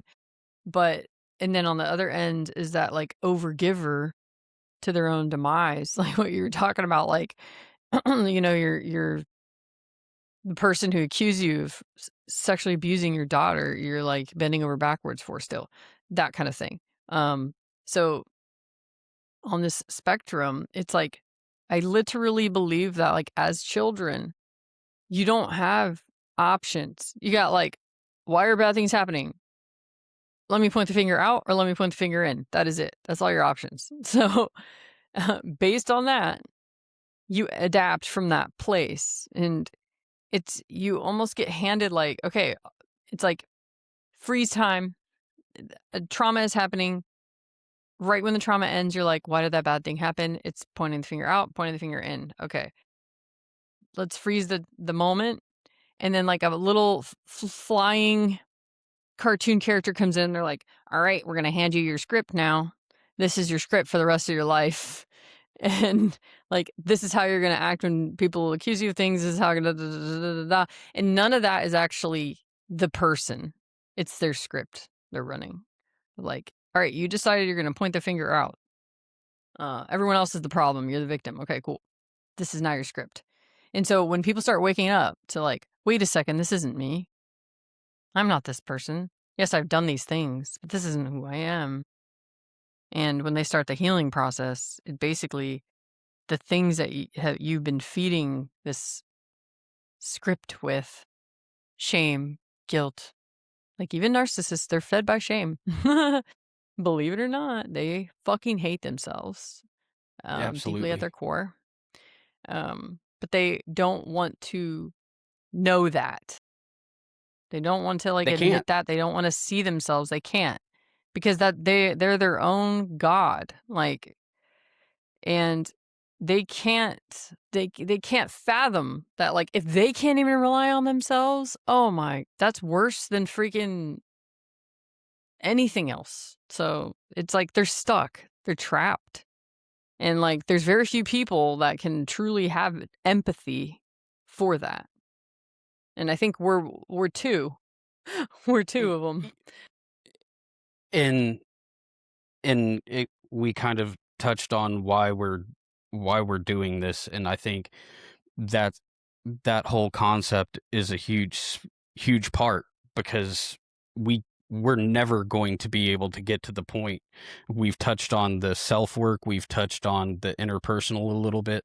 We're never going to be able to get to a point at a collective if we can't collectively start taking this step. Yeah, like, there are some very shitty things going on in our society, but damn it, we're all we all share a little bit of the blame, because it's been happening for hundreds of years, Yeah. millennia, and we Yeah. know it's all in front of us. And, you know, yeah, we want to see the best in people because we're told to, but that's part of it too. That takes away from our ability to discern. This has been going on under our nose this whole time. We're Yeah, and now we're finally like, "Wait a second." Like, Ryan, just as much as the narcissist is asleep, so was the person feeding the narcissist. exactly. Like, you said it yourself, you're like, "Idiot," like, "Damn, like, how did Hmm. you not see this?" kinda thing, and it's because you were asleep, you were running your script. That's what you And you needed have to to do. forgive Part yourself of for it, Right. because Well, it because and there's it the balance in the system. You had to be the yep. balance in that system, but now so everyone's been on extreme ends of the spectrum, and I have a very limited screen, so I'm gonna try to make my spectrum really all right, there we go, there we go. Yeah. We're on extreme ends balancing each other out, like on a teeter-totter, a seesaw, whatever you wanna call it. I called it teeter-totter. But so there's people on the very extreme ends, okay? So you're in this like toxic ass relationship with someone who's narcissistic, okay? If you were to stop being empathetic towards the narcissist would have like if you would have held like him accountable, held her accountable. If you were like Mhm. that hurt me, it's your fault, da da da da da. This isn't okay. You need to take accountability. The way that the narcissist would take accountability would be like this huge event of Yeah. like falling apart, and it's not an act. That's the thing. It's like they genuinely cannot look at themselves without completely fucking falling apart. And so Mhm. when you start holding them accountable, it's extremely uncomfortable for the person who hates seeing people suffer and hates seeing people hurting. It's The gut-wrenching, empaths. you know? Yeah. So right away you're like holding each other on this balance beam, and you're like trying to hold them accountable, and you're coming in from the balance beam, and you're destabilizing the other side, and they're like, wait. Oh no, I don't like this. Crying. I don't like this. And you're like, whoa, I don't like this either. So you're like, let me go back to my side. Be like, no, it's okay. It's actually my fault. Like, I'm sorry for hurting you. Da, da, da, da. And then you're back in your roles again. So that's why Mm. it's so difficult to change, because the other people keeps you in line. Like, the system's designed to keep each other in check. Same with the mental health system. It's like the freaking therapists are the worst ones. Like, they're like, you did what in your session? Da, da, da," and then we're like keeping each other in check. Same with the military. It's Mhm. like, hey, where's your cover? Stupid shit. It's like we do it to ourselves, and we keep the system alive in what it is, um, by shaming And each other, that's where guilting you each get other, into the all that. loops. Yep, It just totally, turns into this looping totally. effect, and it So feels like yeah, the rat race. And, somebody we've got to start getting off, you know, and really yeah. taking an expanded look at everything and the part we've played in it. and not play the Yeah. blame game. Instead, just, okay, here's where we're at. How are we going to start unfucking this? Yep. Like, um, And I learned this process through doing couples therapy. This is how I awoke to the role thing, because I was like, "Wait a second, man. All my clients look the same. What the hell?" And that's mhm, the thing, is like, no person should be predictable. No freaking person should be predictable. So if you are predictable, that's a sign you have unhealed trauma and you're running a script. When I could see roles in people, I'm like, "Oh my god, this isn't even them. This isn't who they patterns are." on And patterns on yeah, patterns. it's subconscious programming running the show. And I'm like, "These people say they love each other, but, like, what is happening here?" And they're stuck in the roles. So, like, their biggest thing is like, "Oh, how do we get out of this? We love each other. We want a divorce, but we also don't want a divorce. Like, I don't wanna look bad, or I'm scared to be alone." Like, there's so many things, like, keeping them entrenched in these roles, and it's all fear-based. So, how to start getting out of the roles is through courage. And it's self-love. So, it's basically how I was describing, like, I had to just not be scared of losing my license.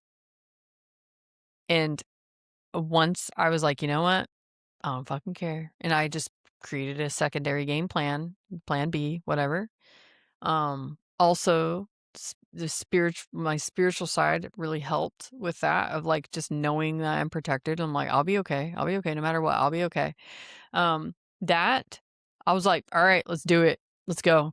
I'm okay with shuffling, or with like ruffling feathers, and like, because that's what I do. Like when people see me, they either freaking like they either love it or they're like, "What the hell?" Mhm. So, you gotta be comfortable ruffling the feathers, and that's what's gonna happen in relationships, is, like, you're gonna destabilize that balance beam, and you gotta be comfortable dropping to the ground, man. Or getting, like, Yeah, launched in the air. and it's tough. It's tough, and man, but once you do, I asked you earlier, like, did it feel liberating? It does. Like, you Yeah.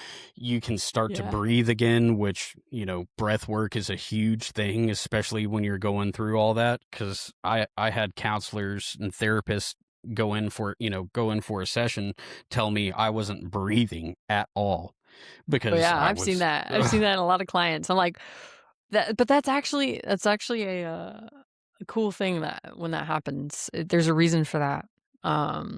Mentally, whatever. I don't even go into that, but okay, because like, I just figured it out. Like, I got to the point where I knew, yeah, okay, it's more than my brain is telling me. This is huge. So I kind of want to write a note and make you come back to that at some point because, yeah. Well, it's um, when it's if you've ever done breath work, mhm, when you hold it at the top, so track if you hold it at the top or if you hold it at the bottom, and then kind of yeah, go from there. But what I have found is when you're holding your breath, you get access to more intuitive knowledge. Um, that's just what I've because seen. oxygen's not going to your brain, or your brain isn't having to. I don't It's know the not. mechanism behind it. Mm, yeah. That's your job. Well, You're the researcher. yeah.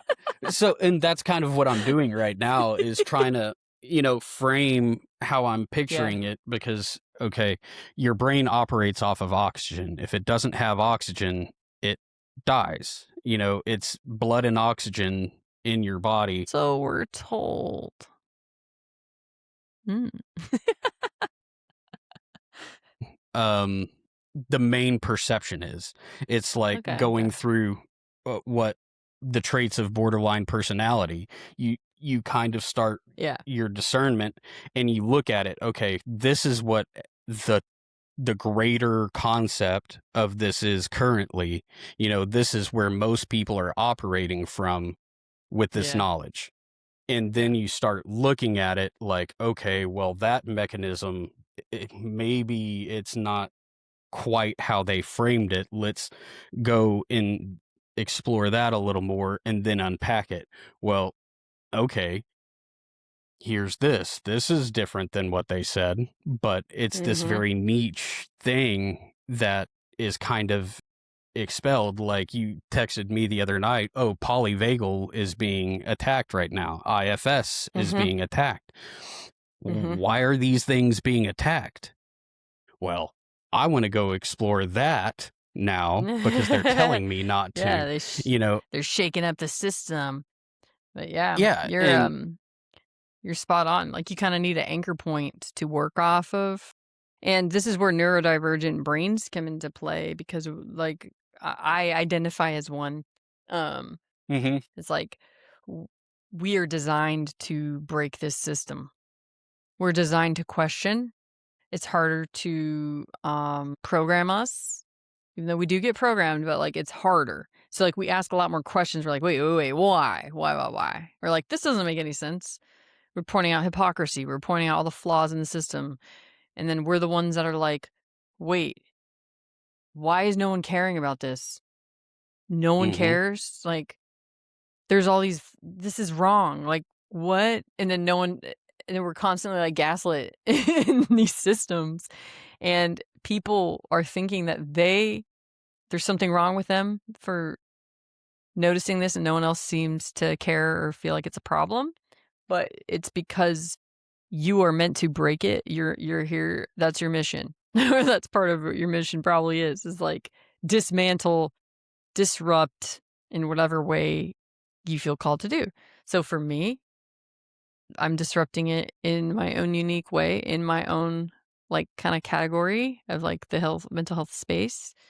Um, you know, and you're disrupting it through your angle and your personal attachments to your experiences in the legal Yeah, system or however you're going to expose these systems. exactly. And it's I'm using a Bible verse that I'm gonna butcher, but it's the "Here am I, send me."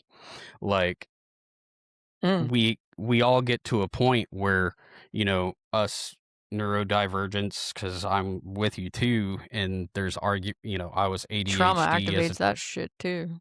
absolutely it does, and we'll unpack that at some Yeah. point, but It's our that's superpowers, kind of man. exactly, and it's an act, like you said, it's an activator, and it's because your brain is having to it's operating, Yeah. it's danger detection just the whole time, so it's Yeah. Yeah. It's a super receiver. Your brain's a receiver, so it's like it's expanded it through trauma of like, all right, now I got to see more because I keep getting blindsided from all this stuff. And what a byproduct of that is being more intuitive, like having more your pineal access to. gland, it Yeah, starts it's like, yo, we got to kick in because excreting, like, yeah, yeah, your third and it eye or becomes like more and your more pineal sensitive gland. Mm-hmm. to start firing those chemicals Yeah. off in your brain, that perception and just brain Yes. power starts multiplying because you can harness it, but that takes time and practice, and some of it goes on behind the scenes. It's just subconscious, Yeah, they but don't when you realize it. They don't even mhm, realize they don't realize that they're walking around with freaking psychic abilities and it feels so subtle and it feels so natural and they're chalking it up to like autoimmune things, mhm, PTSD, like I once heard someone was having an quote unquote PTSD episode and they were seeing shadows when they were like freaking out in their closet or whatever.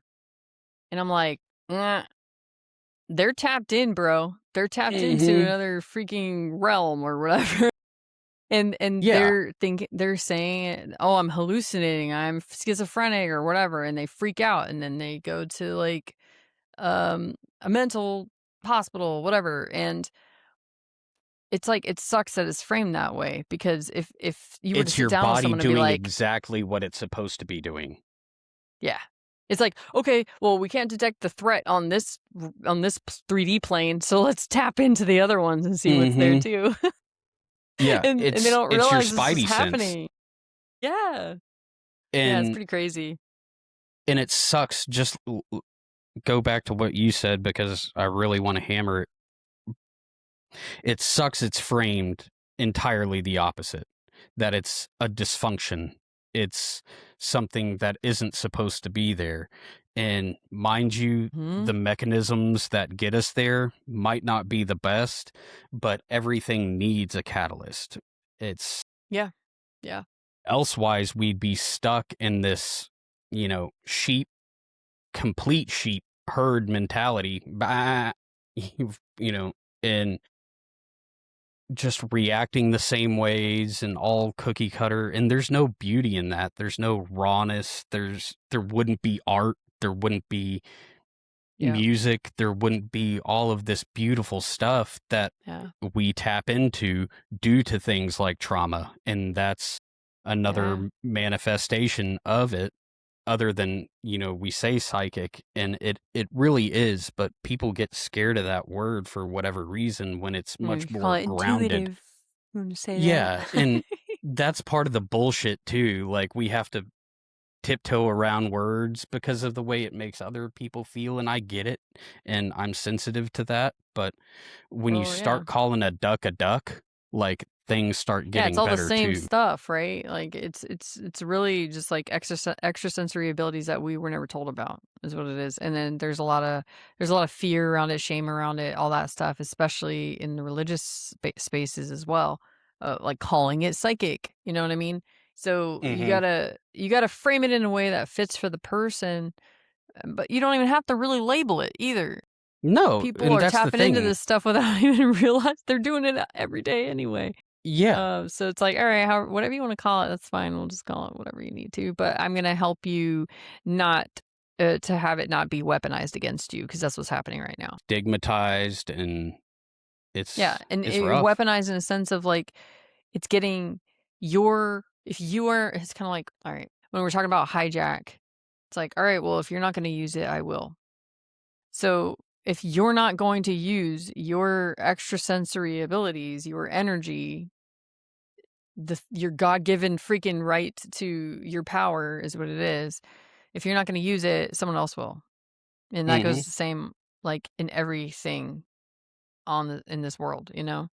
Like, well, they weren't using it, so I just took it, you know? Like, he there's people out there that are hungry for it, hungry for power, whatever, they're gonna use it to their advantage. So, y And when people it behooves understand we're you. collective, Mhm. like, Yeah. all that energy, it it moves through Yeah. us, and like you said, if we're not gonna use it, it's going to land somewhere, Yeah. be going through somebody, and, "No, I'm gonna take this and I'm gonna use it for nefarious shit because I'm an unhealed child." Like, Yeah, exactly. It's no different than the villain in these movies or whatever. It's always like the bullied kid that, I'm thinking of The Incredibles, like the "Oh, villain in The Incredibles. what's his damn name?" He was, I don't He's know. a perfect example that, like, yeah, Yeah. that's great. Yeah, Damn I it. don't freaking know. Go look it up. Go Google it, people. The villain in The Incredibles. But I'm the what people keeps right coming to now. my mind, and I have to say it, this thought has been coming in probably 4 or 5 times now. And I'm like, "Oh my god, I have to say it now." And I've learned to trust this instinct or this intuition that I have when I feel the need to say certain things, especially in my therapy sessions, Oh, shit. because, like, people need to hear it for whatever reason. The reason that people develop symptoms of trauma, so they could develop PTSD, complex PTSD, whatever you wanna call it, is because of the resistance they feel when it occurs, because they know inherently that this is wrong, this isn't okay. So, like, Mhm. they're they know, like, their body rejects it, like, automatically because so right then and there, it's letting you know you are a good person, you are full of love, you know what's right, what's wrong, and in that moment, the reason that you develop symptoms of post-trauma type symptoms are because you rejected it. You didn't absorb it into your body, um, or at least integrate it, which is a great sign. If you integrate it, you turn into fucking Epstein, okay? That's what happens. When you integrate trauma, and embody it, for what it was, you turn into a monster. So if you have PTSD, that is a sign that you are not a monster. And the rejection of it and that resistance that you feel because of the trauma is what's going to activate your kind of supernatural superpowers, so you can rise up against the villains. That's the whole point. You want to hear something? Like, I'm sure, I know you've got to have heard this. Sometimes they treat anxiety, which is what you're talking about, your body rejecting it, having the PTSD, like, it's on that spectrum. The more intense it is, that's when that anxiety starts to land as PTSD. Yep. Yep. They treat some anxiety, like they've treated me for it before with basically Benadryl. Hmm. It's an allergic reaction. That anxiety, they treat it like an allergic reaction because that's exactly what's going on in your body. That Yeah. anxiety Your body's creates fighting it. Yep. inflammation and, Yeah. hives. It's saying Like, this doesn't belong here. This isn't me. This mhm. isn't who I am. So This here's some isn't my Benadryl, identity. and that's no shit. Like, yeah, anxiety is an allergic reaction, and it it On a being spiritual permanent, level. yeah, and we Yeah. can, like, I've framed stuff to, go into that, but my brain isn't there right now, but it's all framed in the Bible too. It talks about that, and in many other places, Buddhism, and they talk about it, but they use different terms and verbiage, and Yeah. it's hard for us. So much information coming in that we have to unpack, and when it's different words and create different feelings, even if it's just a little change, it's hard, and that's what makes it hard to figure out what we're aligned with and what we're not. But the more we do that, the less that stuff starts causing the PTSD. We need to reject all that bullshit that makes us flare Yeah. like that. And Yep. really, the more aligned you are, the less all that's going to be. So you bind that stuff to you. Okay, this is for me. Like, Yeah. it starts feeding energy instead of expending. Yeah, it's kinda So, like the image I'm getting is kinda like going through your closet with, like, you've never gotten rid of clothes in, like, 20 years, and you're like, "Okay, well, that don't fit." Like, "No, that yeah, fit me at one point, but now it's time." And then what are you gonna end up with? And some people might end up with, like, a very small amount of clothes left that they like or that they would wear, you know? And some people might wanna keep some raggedy clothes, whatever, because it's sentimental, all these things, and so you're gonna have to, like, slowly work through it, but that doesn't mean it has to be a miserable process. You could put some headphones in and freaking jam out while you do it. You can have a friend there with you drinking wine or whatever, like, going through your closet, and honestly, if your closet's overflowing, that might be a great place for you to start because your external world is reflecting your internal. So if you can start doing this external stuff, that's why it feels so good to clean your house, and tidy that up before you do anything else mental, because you're setting the tone, the stage. It's all interconnected. So if you take care of the external first, it doesn't matter what you do first. Just do something, because action, action, action. Take action on it, even if it's so small. Take a little tiny step every day, and then eventually you're gonna get there, and it's like the if you continue to take the smaller steps, it's eventually gonna get so much traction that you're gonna be able to go faster and faster and faster, and that's what's happening on, like, a grand scale right now with, like, people becoming consciously aware. They're like, "Wait a second, it's the law of hmm, inertia, yeah, you yeah, know, and yep." It's like once that you ball understand of that, snow and rolling down a hill. bingo, and if you can consciously frame it that way to yourself, like, yeah, I start with a little momentum and I build and I build and I Yeah. build. And at some point, it starts taking care of itself more and more. And you start letting go of the wheel a little bit. Like, I'm just going to let this drive itself and interact with the things and then at some point you start warp speeding it, and that's manifesting. Mhm. Oh, Um, 100%, man. so it's getting there, and you have to start somewhere. And if we can start realizing that all this bullshit is so grounded in childhood, and if you didn't, the quicker you understand it, like let's say for our children, if we can start putting in perspective for our children, they can start warp driving much sooner than we ever did, because they don't have to Yeah, retroactively go back and start cutting through the bullshit. They can do it in real time because their right. brains, they still have the neuroplasticity to pivot and, use their Yeah, imaginations to give themselves a little bit of a leg up. And for if you sure. can if you can instill that before 9 years old, before hormones and shit start locking stuff into place, Yeah, that's how you set your children up for greater success and just yeah, as a person. Like, and I think, Melissa and I talked about because we get a chance to see, you know, I get a chance to personally see some very destructive stuff in my daughter's life, stuff that I wouldn't want to wish on any child.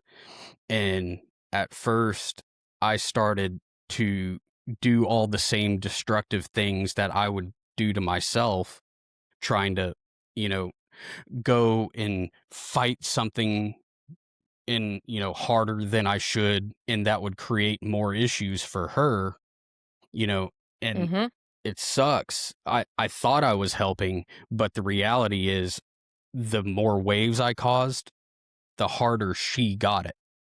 Like, and, you know, the systems are built to where I've done everything that I've possibly can. She's had, two outside therapists. Her first therapist she saw for a year and a half filed 4 CPS reports that went nowhere. You know, can yeah, you provide a little perspective on, like, you're a professional, to be a therapist at any level, you have to go to school, get credentials. And, from my perspective, like, when her therapist filed these reports, I was like, okay, there's no way that the system, CPS and the court, yeah, doesn't take her seriously. And that was destroying to know. And I was telling her, yeah, go file these reports, create all this chaos. Go ahead. right. Because I thought she would be listened to. And I couldn't have been more wrong. That was a tough one. And I didn't understand it at the time. And I don't that's still a tough one to swallow, but it Yeah, I sucks. mean, this is how It's these dads end up in jail trying to fight for their kids, trying to fight for time with their kids, and it's an unfair system. It's a fucked up system. It's like, really? So, okay, what do you do with that? So you're saying like, you got to take action to like help your kids, like if you have them. They're the next wave, of people coming through. So if you have them and say they're 7 or even older than 9, they still can change. Anyone can change, including you, like no matter what your age is, and even in your 80s, 90s, whatever. All you have to do is decide you want to change. But the unique thing about having kids is like you are their God. So because you're their God, they look to you to determine who they are and if they're good and if they're capable, if they're lovable, if they're worthy, if they're smart, if they're interesting, if they're important. These are the things that you instill. That's how you get a secure attachment. The parent, at least one. You don't need both. You need at least one parent or caregiver. Think about teachers too. Anyone that's involved in these kids' lives, that coaches that they look up to. You have such an influence over a kid's sense of self. And if you notice, kids, they gravitate towards the people who have an interest in them, that help them feel like they're important, that are like, tell me about your day, tell me about your drawing, tell me about your little game you're playing, your shoes you're wearing. Like, that's all they want to do, is to just be Mhm. seen. And so it's not really that complicated at the end of it. If you keep your sights on, how can I help them feel important? How can I help them feel loved? But the thing is, if you don't heal yourself first or at the same time, the way you show up for them will be from a place of unhealed trauma, and you will inadvertently create what you're trying to avoid, because you're going to be overcompensating for all your own insecurities. So, like, I want my child to be better than I was. That's coming from a place of trauma right there. And your child is either going to be raised um, from a helicopter standpoint, like you're the helicopter parent protecting them from everything and scared to have them fly away on their own, or you're going to completely give them all reins, keys to everything, and no guardrails. And that's dangerous too, because they don't have experience. So you are their guide. Help them steer the boat. But you need to be able to do that for yourself first. So earlier in that, did you start saying that that the parent is the guide or their god? God. Okay, okay. And that's what I thought. And like you just had your download, mine. Okay, it comes from something that Reagan said and that you just said, and they attach. Okay. So part of all of this, um, the other day, I had to witness her dissociating. She explained to me that she was dissociative behavior. She was seeing herself from outside of her body, and she was losing memories. She didn't, all her good memories were being replaced with bad ones, and it felt like somebody outside of her was doing it, and she doesn't really understand why. And she started this conversation, you know, we're getting ready for bed, and she said, I'm scared. And I asked her, hey, baby, why are you scared? Because I think I'm God. And because you know, I feel like I'm God. And, you know, first, the initial reaction is like, oh no. But w- when you look at it, everything that she's been through, I know she woke up. She had her awakening like at 5 years old.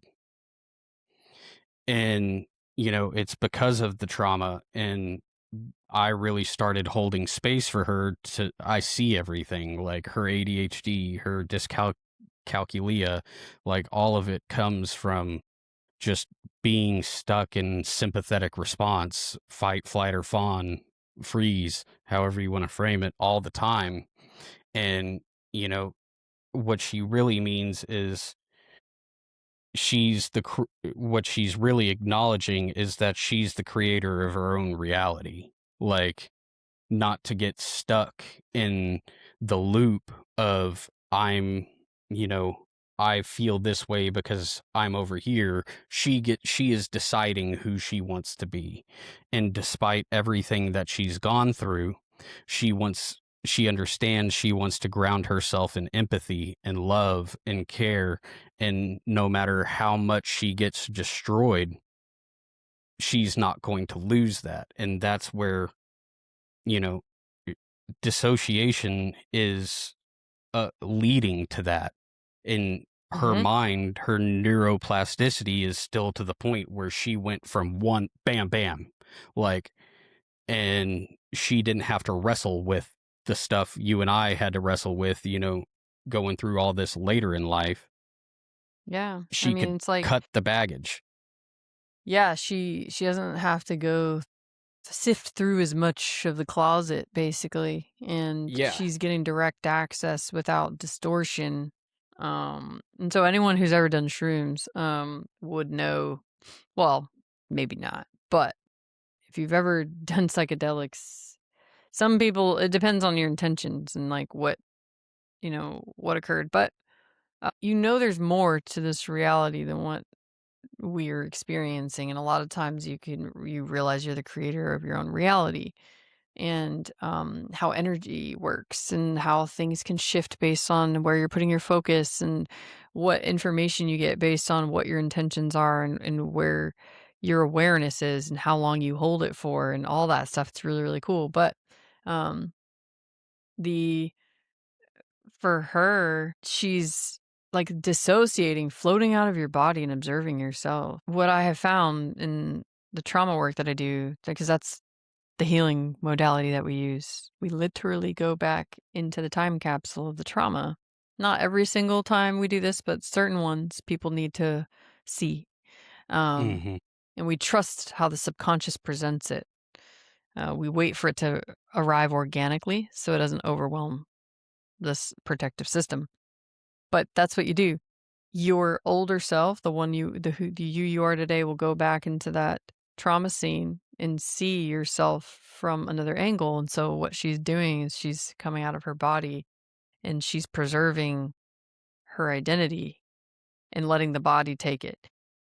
Now the body's going to remember everything, but when she reintegrates into the body, it's going to be jolting, and this is where you're going to lose memory as well. But when it's time, she'll recover memories if she needs to, because you don't always need Mhm. to know what happened to you to heal. But like, it's a beautiful adaptation. It's not to be feared. It's not even to be observed as like poor thing kind of thing. Mm-mm. Um, it's like, And that was the hardest part and it's as a it's parent. so hard. Uh-huh. Because like for you, yeah, it's like the powerless feeling of like or the helplessness of like, how the fuck do I like help her? And like, when you can't control everything or protect her, and especially if that's how you view your role, as you should as a parent. Yeah, and, one out before I go into this, um, her saying the God aspect, and I'm gonna tie it in just because she framed it in that way, and I had to go into that thought process myself. And, you know, we there's a criticism out there, why would God send his son to his own, knowing, his own son and Jesus to his own death? He knew this was going to happen. That seems like a very cruel thing to send him down just to be ridiculed, criticized, and ultimately tortured and killed for explaining, or, just for being created in human form, basically. Like, and what kind of God would do that? That seems like what kind of father could let that happen to their child? That's what I had to struggle with from being a father, because I have to send my daughter over into this to experience these things every other weekend, Mm-hmm. and that's totally out of my control. And, I hate, but I can't protect her from everything. All I can do is be there to hold space and guide her in, because trauma, it's the more you get, the the greater you can grow too. Like, it's Mm-hmm. it's reactive, it's dependent. Like, if you go through the most trauma, it's a polarity thing. You can grow even, more, because what's the concept I'm thinking of? Like, magnetism, like the stronger. Yeah, I think of it as like you carve out deep and you fill it with the black or whatever, but then when Mhm. you lift it out, you give all that room to put Yeah. something new into. Like, you even tried the approach of, like, potentially, like, ripping her out of there and, like, 'cause, a lot of parents are like, "Fuck that, I would never let my kid go through those things," and it's like, wait until you're in that position and you're having to work with this system, and you're calling the cops, or you're doing the reports, you're filing the complaints, you're getting her in therapy, getting all these things, like, talking to her doctors, all these things. And then you keep getting the door slammed in your face, and it's like, "Well, shit, no one actually cares." So then what do? Your hands are tied because if you do show up, you get arrested, and then she loses her dad, and then she's really fucking stuck there. So it's Mhm. like, you have to be so grounded in your approach, and the only way to do that is through that sense of safety in your body. Like, you cannot be operating from fight flight. You have to be able to see the bigger picture in the long game Mhm. strategy. And the way you're approaching it with her is beautiful. Like, how you're like, I'm helping her make sense of it. And it's all you can do. Like you said, all kids need is to be recognized, observed, and, Yep. you know, not Yep. pointed in not put in a box. Yeah. Like, And mm, validated. This is not okay. This is not okay what's happening. Like, yeah, you're not exactly. crazy. You're not crazy for thinking this is wrong. You're not wrong Yeah. here. Like, those are the And things that help prevent the development of post traumatic stress, a borderline, of like the relational trauma symptoms and like diagnoses, whatever. Um, these are the things that help, um, what's the word I'm looking for? Like, preserve, like, you're putting a protective coating around them. mhm. So they become like almost like this, like a seal around them, like a, I don't know the freaking word I'm thinking of. It's But you tough, can like, envision it, right? It's like she has a their little armor, jelly coat their around her. Yeah. yeah, Yeah, it's because it's basically like, okay, I believe in myself, like, um, he's shown me who I am and, like, helps me see that it's not my fault kinda and if you thing, do it not my right, responsibility. it can turn into a caterpillar chrysalis butterfly situation. Right. That plasma, that protective, yeah, they can go in there. It gives them a safe space to do self work, to go in and say, "This is who I am, this is who I wanna be," and lock in instead of locking in, the wounded child, like, at between 9 and 13, Mhm. however, they lock themselves in to the opposite of that. But you have to create that chrysalis around them to let them become the butterfly, and it's hard to do, but, this is her CPS file. It's Yeah. 12 It's a freaking reports book. just in here, and, you know, I've done everything I can, and I've only filed 1 CPS report. There she's had counselors file 4 or 5, her school counselor filed 1, you know, my parents and, plenty have been filed against me, but that's what a contentious, a nasty divorce can turn into, and, you know s- I've done my best not to contribute to it, but I think we're all guilty of feeding feeding that fire sometimes. Yeah, I mean, you're only human, and this is, like, the thing that matters the most to you. Yeah, and you know, I'm the hardest thing for me to do was let go, in the sense that me having this anxious attachment to everything around me is just creating or making things worse. I have to be that safe space, that healed person. And even, you know, the most recent stuff involved something, I don't know, it was heavier than anything that I ever had to accept. And I talked to Melissa about it. It's It's the type of thing that leads a child to dissociate at 7 years old. Mhm. and I went the opposite direct. Like, I had 2 or 3 days of just my nervous system, and I was on fire. That's when my face was all falling apart because my body was like, it wanted my brain wanted to attack.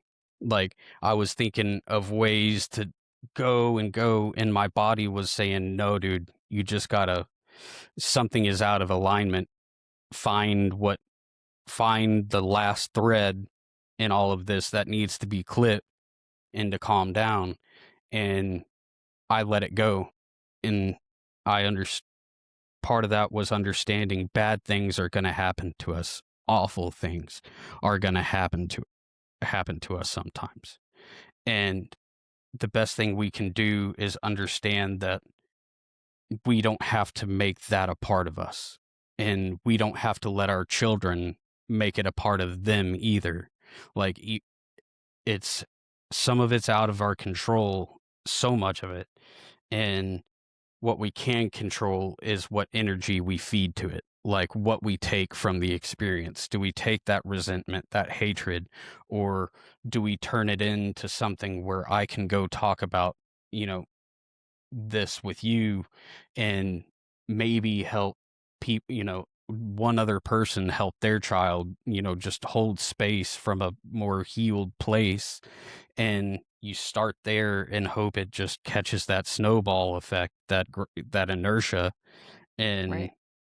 you know that's how things start getting fixed, and you start with the next generation. Like, it we can all heal. It's just much harder, and I truly hope that more and more people start making this journey of self and coming and talking, like, just putting this out there, being raw, being authentic, saying they've made mistakes, and here are the mistakes I've made. If you've made them, maybe you can not run into that wall too, you know? Right. Yep. And, we're not broken, and we're more than the sum of our parts. I don't know. It's heavy. And I know it's so hard to explain and guide people to what we're trying to convey because I like to draw consciousness as like it's a ladder. So like the way we understand what we're talking about right now, we're like probably up here on the ladder because we've like been through it. But a lot of people who we're talking to right now are down here and they're gonna be like, "What the fuck are you guys talking about?" In a lot of ways. Or they might not grasp it in the same way we are, but it doesn't really matter. It doesn't matter because you're gonna feel what it means.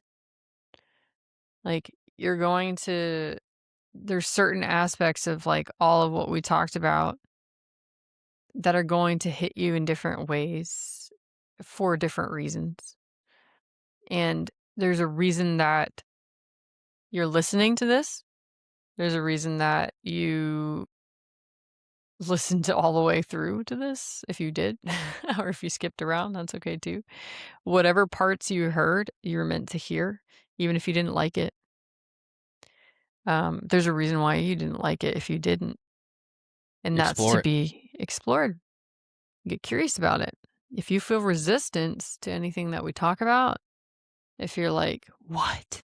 Or that's wrong, or no way, or whatever, that's a sign that you just ask yourself, like, where's that coming from? Because no one is right or wrong at the end of the day. All we can do is just share our stories and share our opinions and share our experiences um, to the best of our abilities because that's all we have. And if people are scared to do that, then we stay stuck in the system. The only way to get out of it is by being courageous and sharing the things that are the most uncomfortable to share in the way that we do it, in which is authentic. And as you do it more and more, you're going to reap the benefits of that, which as a byproduct of being authentically you, the people around you are going to they're going to start getting, I call it, activated by you. Mhm. Because you're going to say things and do things, and just you being you is inspiring, or it's going to repel you from them. Like it's going to create like this visceral, like, I don't like this person, and you're naturally going to start weeding out the people out of your life that no longer belong. And that's a great sign because they're probably Yeah. part of the old you, your old programming. It's uncomfortable, but it's necessary. And so that's where the courage comes in. Like, trust and know that, like, Ryan and I are here to just try to show you like what it can be like on, and I won't even say the other side. It's just more of like climbing on the rungs on the ladder of like our awareness. Life Yeah. doesn't change. Our external reality doesn't necessarily change. Like, we're still in the same world you're in, but we're experiencing it so differently in our bodies. And that's what Because we're we're trying to convey. Like, interacting with it differently. yep, We're we're not doing it ignoring from a it, conscious. Yeah, and abandoning it. Yeah, it's for sure. exactly. We're not repressing it, not we'll call it for what it is, even if it's our own damn, issue. Like, and that's part of it. Like, I'm being a total jackass right now. Mm. I'm gonna correct that. Yeah. I understand Yeah, why that I was doing it. accountability. Mhm. And the more you hold yourself accountable, like people, that's why I feel free to hold other people accountable, because I know I'm going to turn around and hold myself just as fucking accountable, if not more, Yeah, and I've done that work. That's what got me here. So I can criticize, a family court system, CPS, or, Department of Health and Family Services, because I've lived it and I've understood all the faults that I had interacting with right. all of And them. and And more I will. importantly, you're coming at it from a grounded place versus Hmm. like highly reactive. Um you're like, no, this system is jacked versus fuck this Yeah, system. Da, da, da, da, da, da, and we exactly. have to hold you And back. Yeah. that's how real change is made.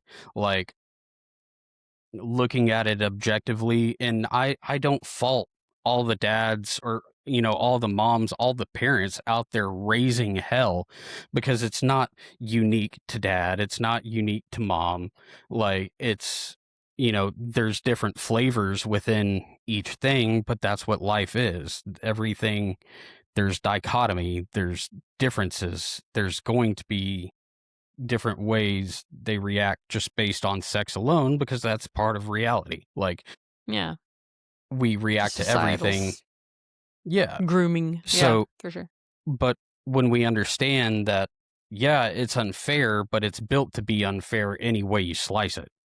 Like, because at its basis, w- you know, w- they need divorce and chaos to be what they are. So, yeah, we live in a society Yeah. that promotes, like, okay, we're getting a divorce, that puts you directly into the family court system, that ties you directly to these attorneys that charge, you know anywhere from 5 to 15,000 just to get through the door and have an initial retainer. you know Right. that's not even, and I did it without any possessions, and I've spent, well, I will say my family has spent over $150,000 on just fighting for my daughter. Yeah. Like, And then she still and goes there. So it's like it and just she, sucks. Yeah. yeah, and you know, I can say all that because I'm not angry. Like, it, I was, but that anger just made things so much worse, for not only for me, it made it worse for my daughter. It made it worse for the whole Yeah. situation as a whole. And Because think my about it, what anger. anger is for. The function of anger, it's to use it. It's an energy builder. And if you can't, Hmm. if you have nowhere to put it, it's going to destroy you Yeah, and destroy exactly. your life. Yeah. Yeah, it, I looked at it that way subconsciously, Yeah. And that's where it gets a lot of, especially men, that part, having this anger and pent up tension. Like, we don't live back. And Yeah. I think it would be so good for men to just still be able to go out into a field and beat the crap out of each other with sticks. Right. Like, we've gotten more advanced in our warfare, but that was the Yeah. call See, for that's it. why Like, guys love the military. That's all they freaking do. exactly. Like, And but it's it would be, allowed. Just beat the shit yeah, out of each other. exactly. But we need to Yeah, go they're back to the buddies, sticks yeah. thing. Like, Right. okay, we need to go fight this other tribe, but let's just use sticks and not do it with hate. We know we have this pent up tension. We need to beat the crap out of each other. Yeah. Let's just do We it, gotta go do baby home. steps. Do baby steps. Yeah. Like, I know. but we'd be so much better off because that's what it was. Like, we're going to get all this energy build up. We've got to go release it. We don't, Yeah. we live in a society that isn't letting us to release healthy anger Yeah. anymore. Yeah, now it's And getting released through porn and all these other outlets because men just don't have anywhere to put it. They're not allowed to be angry. They're not allowed to beat the shit out of people anymore. Like, you can't go kill people. I mean, you can, but go ahead and see what happens. Like, there's no. You're right. There's nowhere to put it, and it's like a false. The role that men are in, or it's not their true role. no, Their natural role. And I think this is something that actually should be explored in like its own episode because there's absolutely. so much to dive into with that. And like this might even be a good point to like kind of put a pin in where we're at because like like our first conversation, Ryan, like we literally the first time we ever spoke on the phone was 3 hours long because Hmm. there's so much to unpack and there's so much to talk about with every system and um I say on macro micro levels of like the grandest scale all the way to the It's the big theory of atom or everything. whatever, the cell. Like, Yeah, yeah. And exactly. that's what all this is. And we've talked, and I'm with you with putting a pin on it and catching it back. But when Yeah. we've talked about it a little bit, there's a lot of people talking about all this same stuff, just in different flavors right now, and they're talking about it alone. You know, it's time to create the larger conversation. Come in, poke holes on what we're saying. We're not going to criticize you. We're not going to shit on any perspectives here. They're all to be Yeah. explored. G- You know, it's there's no such thing as a stupid question. Eh, there aren't. Yeah. It's all a Yeah. place to start. It's about how you Yeah. approach each question. Like, okay, 100%. why And is this if question you so stupid? exactly.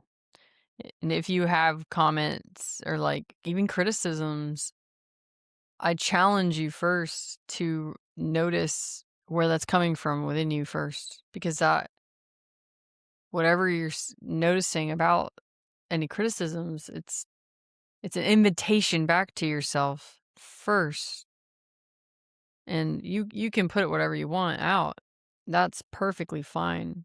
We got some thick skin. Not that I expect a lot of resistance, to be honest, though, um, because people are just ready to hear something different and to have like actionable steps and the Absolutely. access to the greater picture.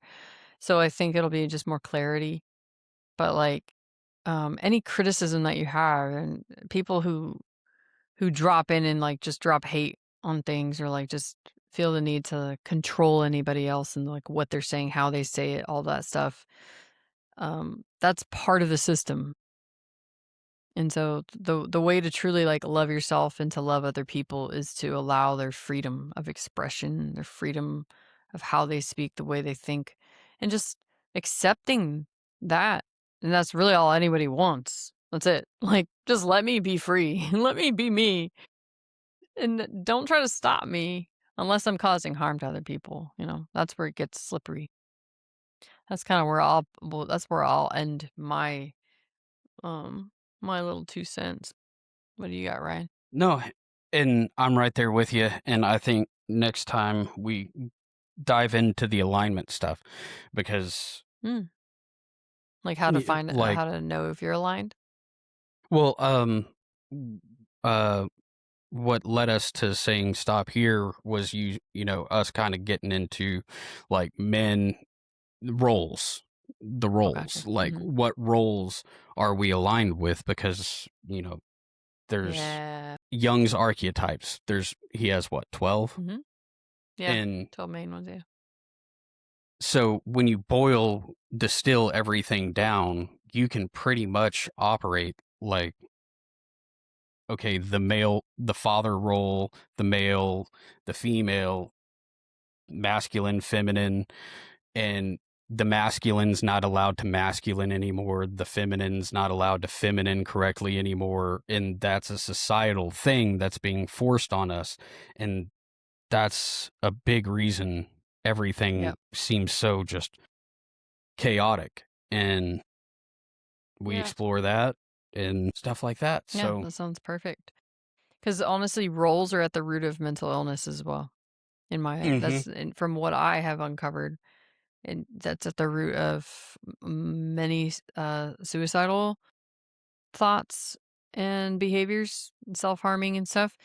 It's a result of a role that you're in that is not you, or multiple roles you're in that are not you. And because you don't know who the hell you are, your body feels it, and your subconscious knows it, and it's trying to give you hints. So that the role exploration is going to be massive, um, in understanding what is actually going on with your relationships, with your mental health, with why you're stuck, why you're s- why you're stuck in cycles and loops. Um, any negative anything in your life is a result of roles, and yeah, we're definitely gonna unpack that. It's so yeah, necessary. it is. And it's so imperative to healing. So that's what we're here for. And I don't know, it's just a long journey, but it's one that needs to be taken and talked about in all its nitty gritty bullshit, like the beautiful parts, the not so beautiful parts, of what is being called awakening. And big part of awakening is understanding your place within it. So, Yep. Who are you? We welcome you. We want you. You're unique you. We need you. And we'll be here to help you through the process. So I'm glad you guys tuned in. You can drop any comments, questions. We're so happy to help you out and create a community. so where's everywhere we're going to be located? Yeah. But the Betrayal Body on YouTube, TikTok, Instagram. Yeah, We'll likely have to shift to other platforms though. Either Discord or something else that will allow more freedom of speech. But because that's what it's about, mhm. letting that out.